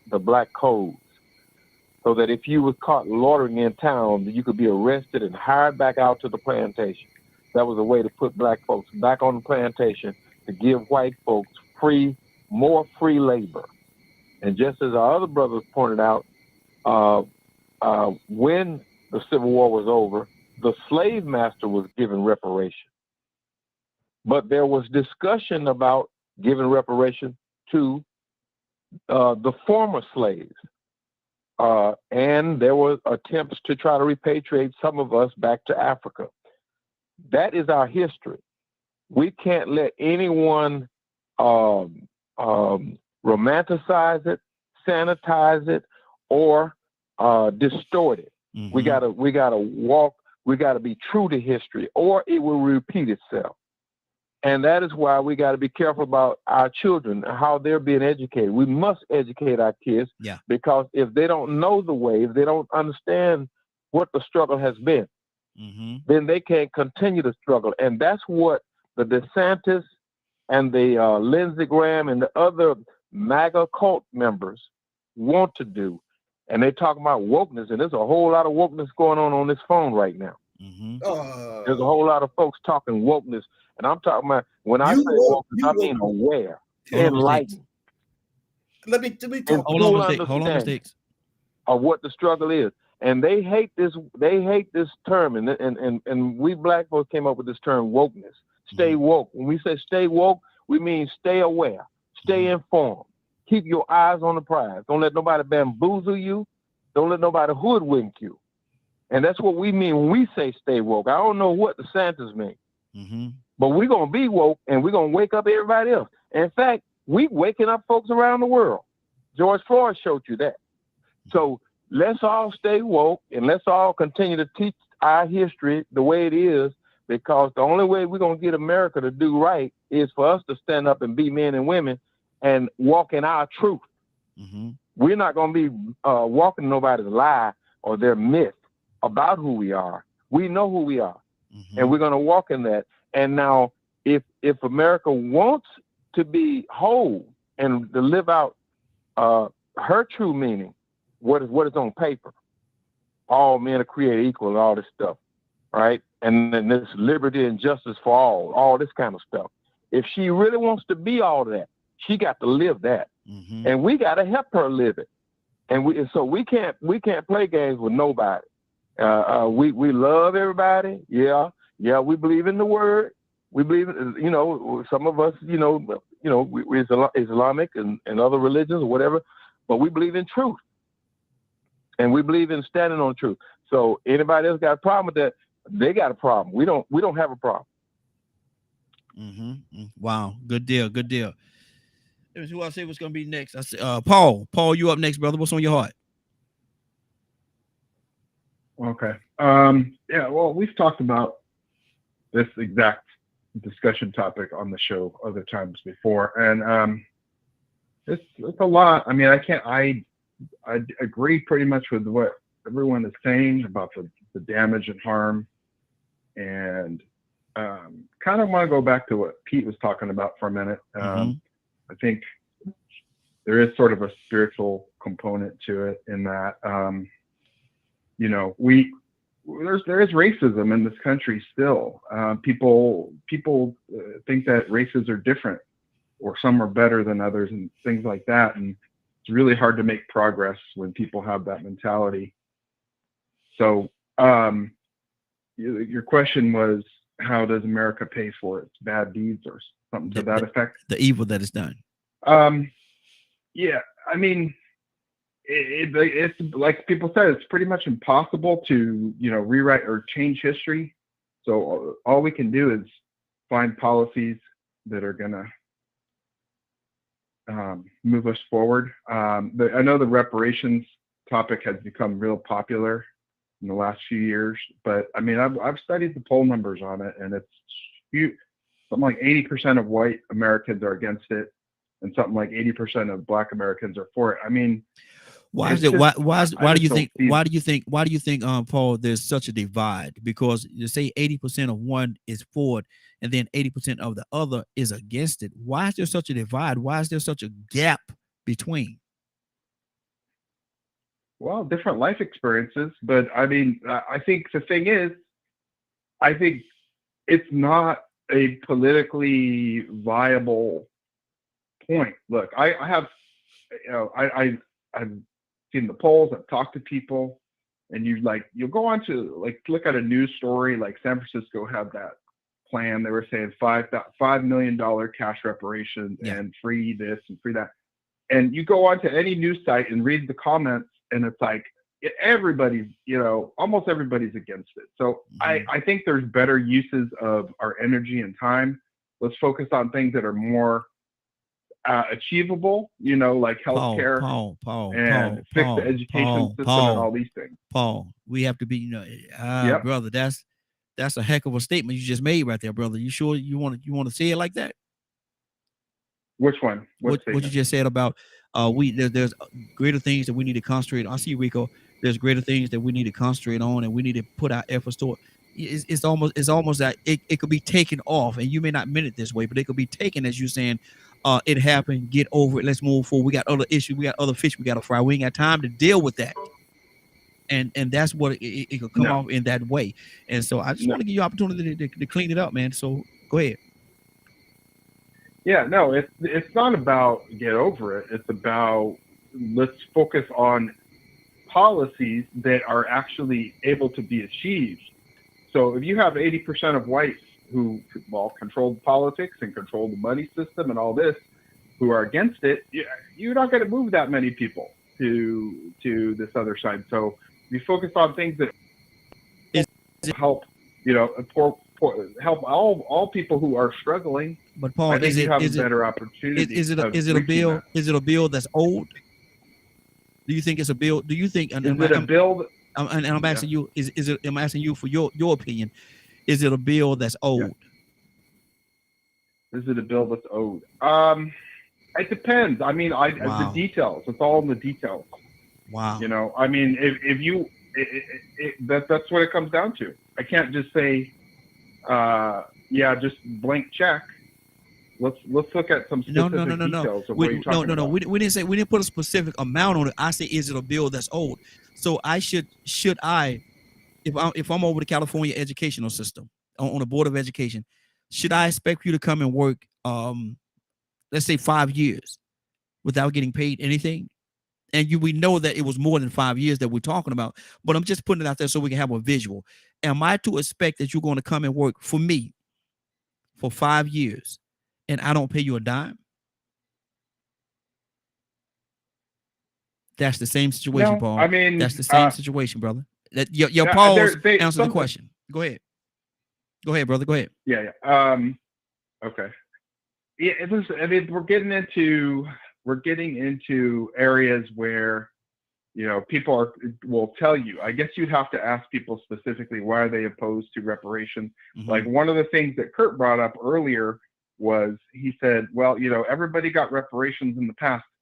And then he said, well, what about he brought up the slave owners, the plantation owners. Okay, that's valid. That's very valid. But again, that even in the southern states, we're only talking about 5% of the whites. What about those 95%? They did not make these huge.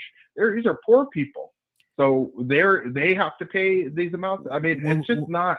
I think that's a huge deflection, every argument. brother. There's going to be a counter argument for it. I think that's you know, and I'm just the question asked, but I think that's a huge deflection in what you just said. But Rico, go ahead, brother. What you wanted to say something? You know, to me, it seems like I got the same eyes and same brain. I ain't gonna say the same, but I can see the same things that everybody else can see. And there was a place called Israel. Mm-hmm. Just got established in 1948. Mm-hmm. Seemed like it was a result and a benefit from what happened to them in Germany. Not only do they have bills and legislation, but the reparation that came with the Holocaust seemed like it's working for them pretty well right now.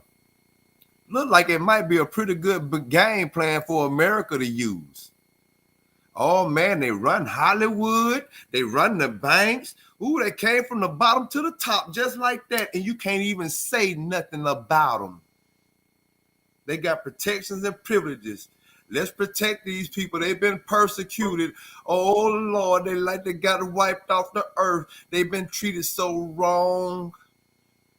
And we can find a way to heal and make this thing better through finances, through law, through government, and we can establish a nation. And some of these people can trace their history back, but I run into a roadblock on my family tree. Ain't that something? Somebody did some illegal slave trade while they were breeding people like dogs and selling them and didn't keep no records. And we got a whole culture of people over here don't know where they came from. but somebody else benefiting from it. How? Oh, can America ever repay? No, they'll never be able to repay or make up for what they did. But it's a game plan and it's a structure and it's something in place. Some people call it precedence. Some people call it example. And some people say, look, it worked. Look where they came from the brink of destruction. 6 million persecuted and died in the Holocaust. Now they running the show. But how are we going to do it for the blacks? How are we going to fix it for the Negroes? If we give them something, we need to give everybody else something. Because we don't never complain when people receive justice. Lawsuits, they got a thing in place called lawsuits. I mean, what if everybody that filed a lawsuit didn't have that opportunity? They just said, you know what, heal. People win lawsuits all the time, but now all of a sudden, reparations and money it ain't the way. I don't think that'll work. Now, it might not work all the way, but it'll help. Also, with all the other things that they help the Jews and the persecuted Jews get to where they are today, because they actually really something that benefited them from where they came from, being ran out of another country, having a whole nother state established for them in the middle of somewhere where they have nothing but enemies. And I guarantee you, one of them enemies better not touch them.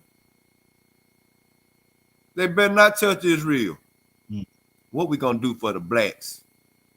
What we gonna do about the fact that, man, we experimented on them blacks, created this great medical institution that we got, but then we kept them from the same medicine. Oh man, we could go on and on and on. How are we gonna repair that? Look at what Germany did, what you made Germany do, and then walk the walk, just like you talked. Good deal. Man, it's 10:20, man. We got to get ready to get out of here. We're going to because there's a lot to be said to this topic right here, man. So we're going to extend this, not the whole broadcast tomorrow, but a part of this is going to be on the broadcast tomorrow. Zamar, you have anything on your heart, sis?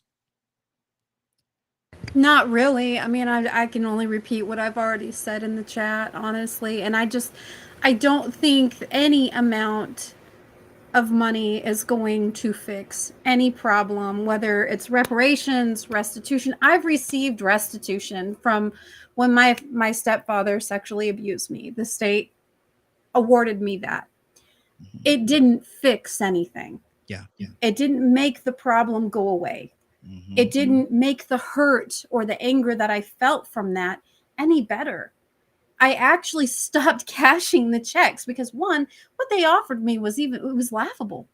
Two, it was like a slap in the face. Wow. You think money's going to fix what this man did to me?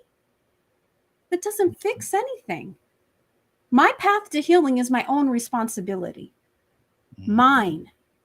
Not money, not what the state can give to me, whether it's coming out of my stepfather's checks or not. My healing is my responsibility. And if I keep looking back at all of the things that were done to me, I can never move forward. Wow. That's all I got to say about that. Good deal. Mr. Hicks?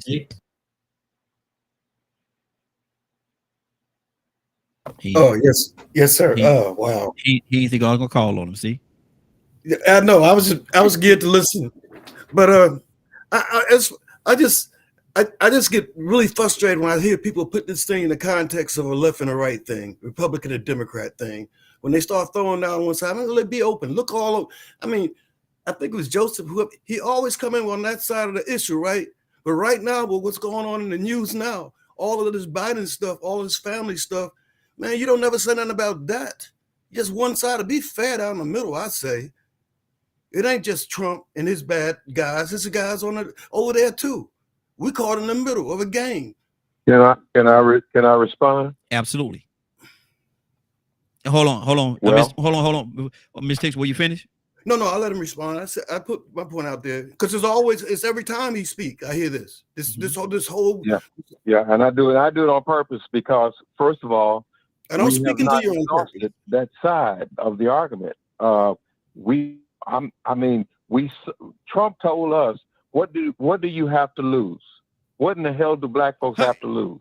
Well, we found out what we had to lose. What? Now, with Mr. Biden, if you remember during the 30s, when the country was suffering from unemployment and everybody was in suit lines, Franklin D. Roosevelt came out with the New Deal, which put people back to work. Mr.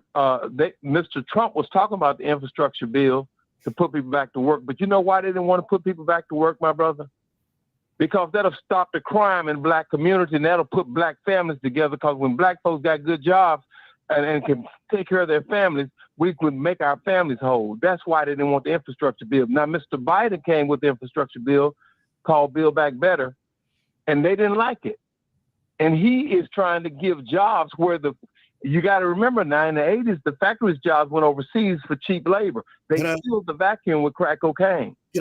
What did that do? That put millions of brothers in prison. Now, that's why I don't talk about the right side. I'm looking at the side that's going to help us. The side that want female and male marriages, that don't know what a woman is, that pushing all this stuff in the school. I don't care about that. I care about what happens in the black community with a. It's not just a black; it's a whole community. It's got Asians in it. It got white folks in it. Okay, that's enough. That's enough. Now we're ready to get out of here. But my thing is, we're gonna continue this conversation tomorrow. So if y'all want to come back in and y'all have a no, we already at 10:25, brother. We got to get out of here. But come on tomorrow, Mr. Hickson. You know, you're more than welcome to say whatever you want to say. But Rico, what's going on at 3:00 today? If you missed today's show or would like to see or hear the rebroadcast in its entirety, you can tune in at 3 p.m. Eastern Standard Time on www.dkmmediagroup.com. Did you say entirety? Nah, I said entirety. Yeah, look. You know, I want to ask a question before we leave, though, for people to think about. What is more important in society right now, education or economy? What is more important to self-preservation of life, education or economy? Wow, good question. Very good question. Let me see. Okay, good. I heard somebody saying something in the background. I don't know who that is. Let me see. We need Willa. Oh, look here. She right here. I believe she's still here. Before I even go to her for that, Willa, you got anything on your heart though before we go to the prayer? Pray for us, Willa. She can't answer me unless you know, I think Zaria. I mean, she put the nail is so deep you can't even get it out. She laid it out exactly the way it is. I loved it. Amen. Amen. And hey, we gotta give Zamari a little bit more respect now. Everybody say it together. Zamari. Power of the Z. Look here. Zamari. She from the you know Willa from the country part of Chicago. She from the countryside of Chicago. You know, she ain't from the city part. She from the country part. look. She from the root. She from the root of Chicago. So I had to look out for his Zamari to make him put some respect on you. Come on now. I gave up. So Rico, this is your fight now. He threw you on the bus. Look at you got a few people on here. Zamari. See, okay. And see, you got some people on here. They don't even try to say it. They just say Z. What Z said. They just you know. But you know you're part of the family when they give you a nickname. So you got a nickname that your name is Z. So that's what they call you. But Willa, are you ready? Raheem, I'm ready. I am so ready. So ready. Raheem, let's go. Now, are you sure you're ready? She ready. I'm ready. Let's go before the throne. Well, you know what? I ain't got one more thing to say. And me and Mr. Hicks gonna say it together. Mr. Hicks, let's go. Let's go. Amen, everybody. Come on, y'all. Let's go before the throne of grace with humble hearts this morning. Father, we thank you so much for allowing us to get up to see another day, giving us an opportunity to get it right. Father, we thank you so much for what you've done in our life.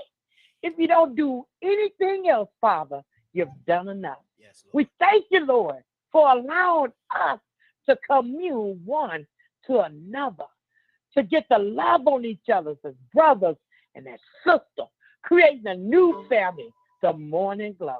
Ooh, we thank you, Lord, for the love that you've shown us to love one another unconditionally, Lord. Father, we thank you for teaching us how to forgive. Father, we know that you are the conqueror, the victor of it all. And we love you, Lord. We honor you, we praise you, and we glorify you. Father, I'm asking you to touch each and every last one that's on this line, Lord. Father, whatever it is that they're going through, Lord, Father, I believe that you already know. So we lift you up this morning, Lord, because we know that with you, we can do all things.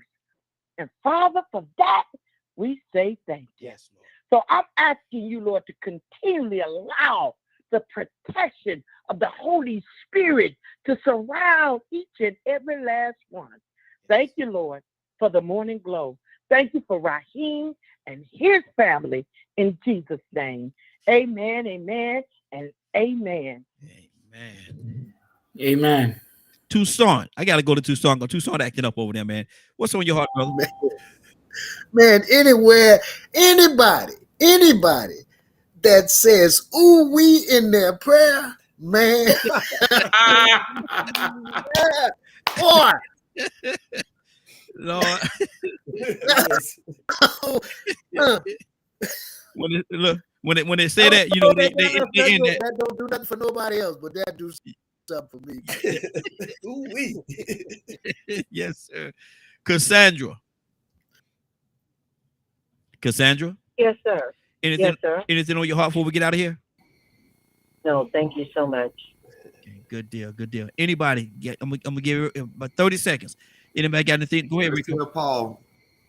Huh? We want to give Paul all our support. He out there on the picket line striking, you know what I'm saying? I just want to let him know he got my support, and hopefully he got everybody else support too, man. We got you, Paul. Yes, sir. Yes, sir. Amen. Absolutely. Amen. Absolutely. We with you, man. Okay. And I just wanted to say real quick, family, I'm glad to be back, man. With the cold weather and stuff like that, I'd be hurt, so I can't get on as much. But I'm back now, and I'm so grateful to be back with you guys, my brothers and sisters. You guys encourage me, so thank you guys for encouraging. This is poor Joyful J for ministry, if you will. To God be the glory. Good to have you back, brother. Definitely good to have you back. Zamari, you smile. You looking like a proud parent. A proud parent up there. You just got a little smile on your face, like a proud parent. What's on your heart? Just love y'all. I love all of you, every single one of you. You know, I enjoy this every day that I'm on here. I love hearing the perspectives, and I really do, truly. I'm gonna cry. Like, I just love you guys. Just know that. Love you as well. Absolutely. Absolutely. Like I say all the time, man, we family. That's just what it is. Cap still on here. Cap, I thought you had hung up. Cap, what's on your heart, brother? Cap, you only got 30 seconds now. I'm so sorry, man. I had to deal with something very serious. I had you on. I'm sorry I missed most of the dialogue, but nevertheless, I know it was awesome. Thank you for giving me always this great opportunity. I think you got These airways are sacred, and I try not to say anything that's going to be disrespectful to anyone on here, nor would I try to say anything that would insult you or your radio listeners. But thank you so much. And if I did, please, family, if I said anything that was insulting, charge it to my head, but not my heart. Absolutely. Thank you so much, brother. Absolutely. Appreciate you, brother. Appreciate you. Curtis.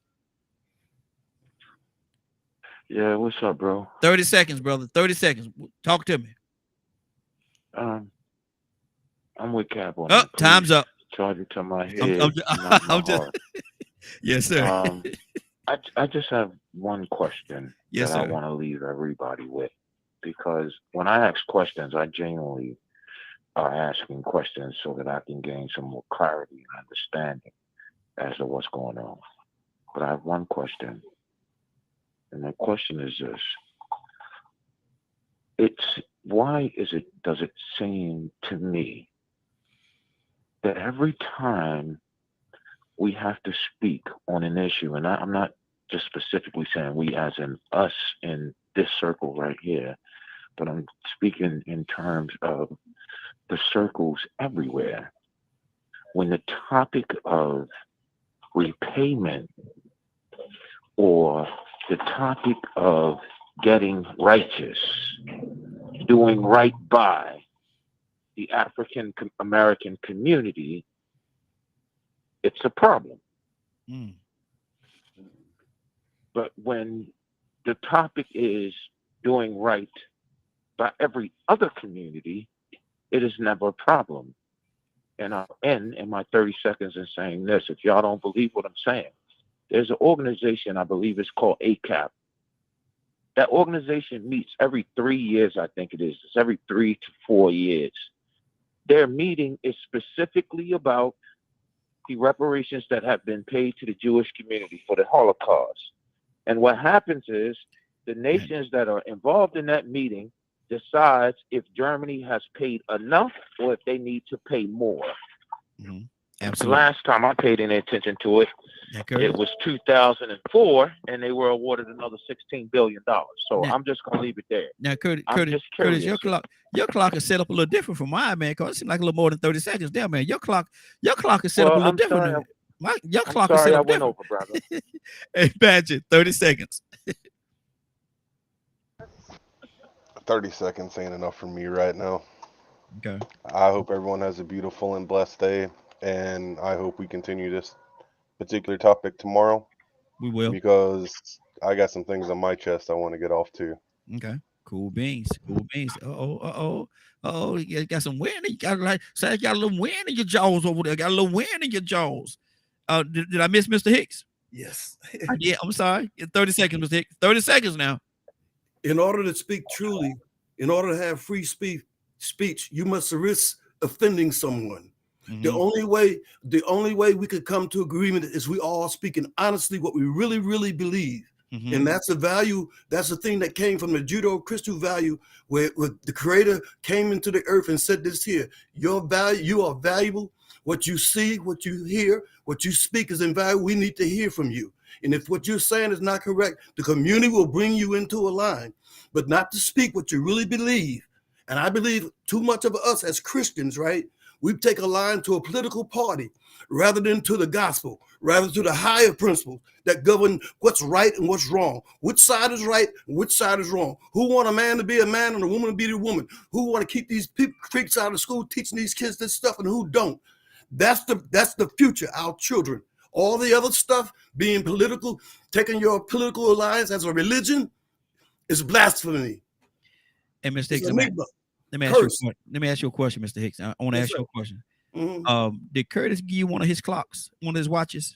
I was shorter than Curtis, though. Because y'all 30 seconds a little different from mine, man. I'm just I'm saying. a little shorter. I'm a shorter. Curtis must have gave you one of his clocks. Their battery going dead. It's flickering. Leave Kurt alone. Leave him alone. Y'all on the same y'all, man. Look at my. How do you really feel? My clock is a little different from y'all clock. I'm just saying. I'm just saying. What you say about that, Tucson? There's something wrong with their clock, ain't it? I plead the fifth. No comment. Good deal. Good deal. It's been a great broadcast. And yes, we will continue this this conversation tomorrow. Like I said, it may not be the whole broadcast, but we're gonna dedicate a certain part of it to tomorrow early on and talk about this. And there's a lot of things that need to be said, and it needs to be said with a lot of truth. Everybody need to bring. I asked the question, "What's on your heart?" And I need to hear what's on your heart because that's what's gonna help somebody. That's what's gonna help. The conversation has to go in that direction because if not, we're just spinning wheels. We can't just say what sounds good or what's politically correct or say what we think sound good intellectually. What's the truth? What is the truth? That's what we need to get to. And with that being said, it's been a great broadcast. I want to thank everybody for joining us this morning. I want to thank you for allowing DKM Media Group and Associates for being a part of your day. I'm looking at the clock. It is now 10:38. I want to thank it's now 10:38. And we over. Hold on. How many minutes we over? God don't matter. We over about 19 minutes. Y'all have a great day. Love you. Take care of each other. And if you get an opportunity, give somebody some love. You just might find some love in return. Love you. Stay blessed. Talk to you tomorrow morning.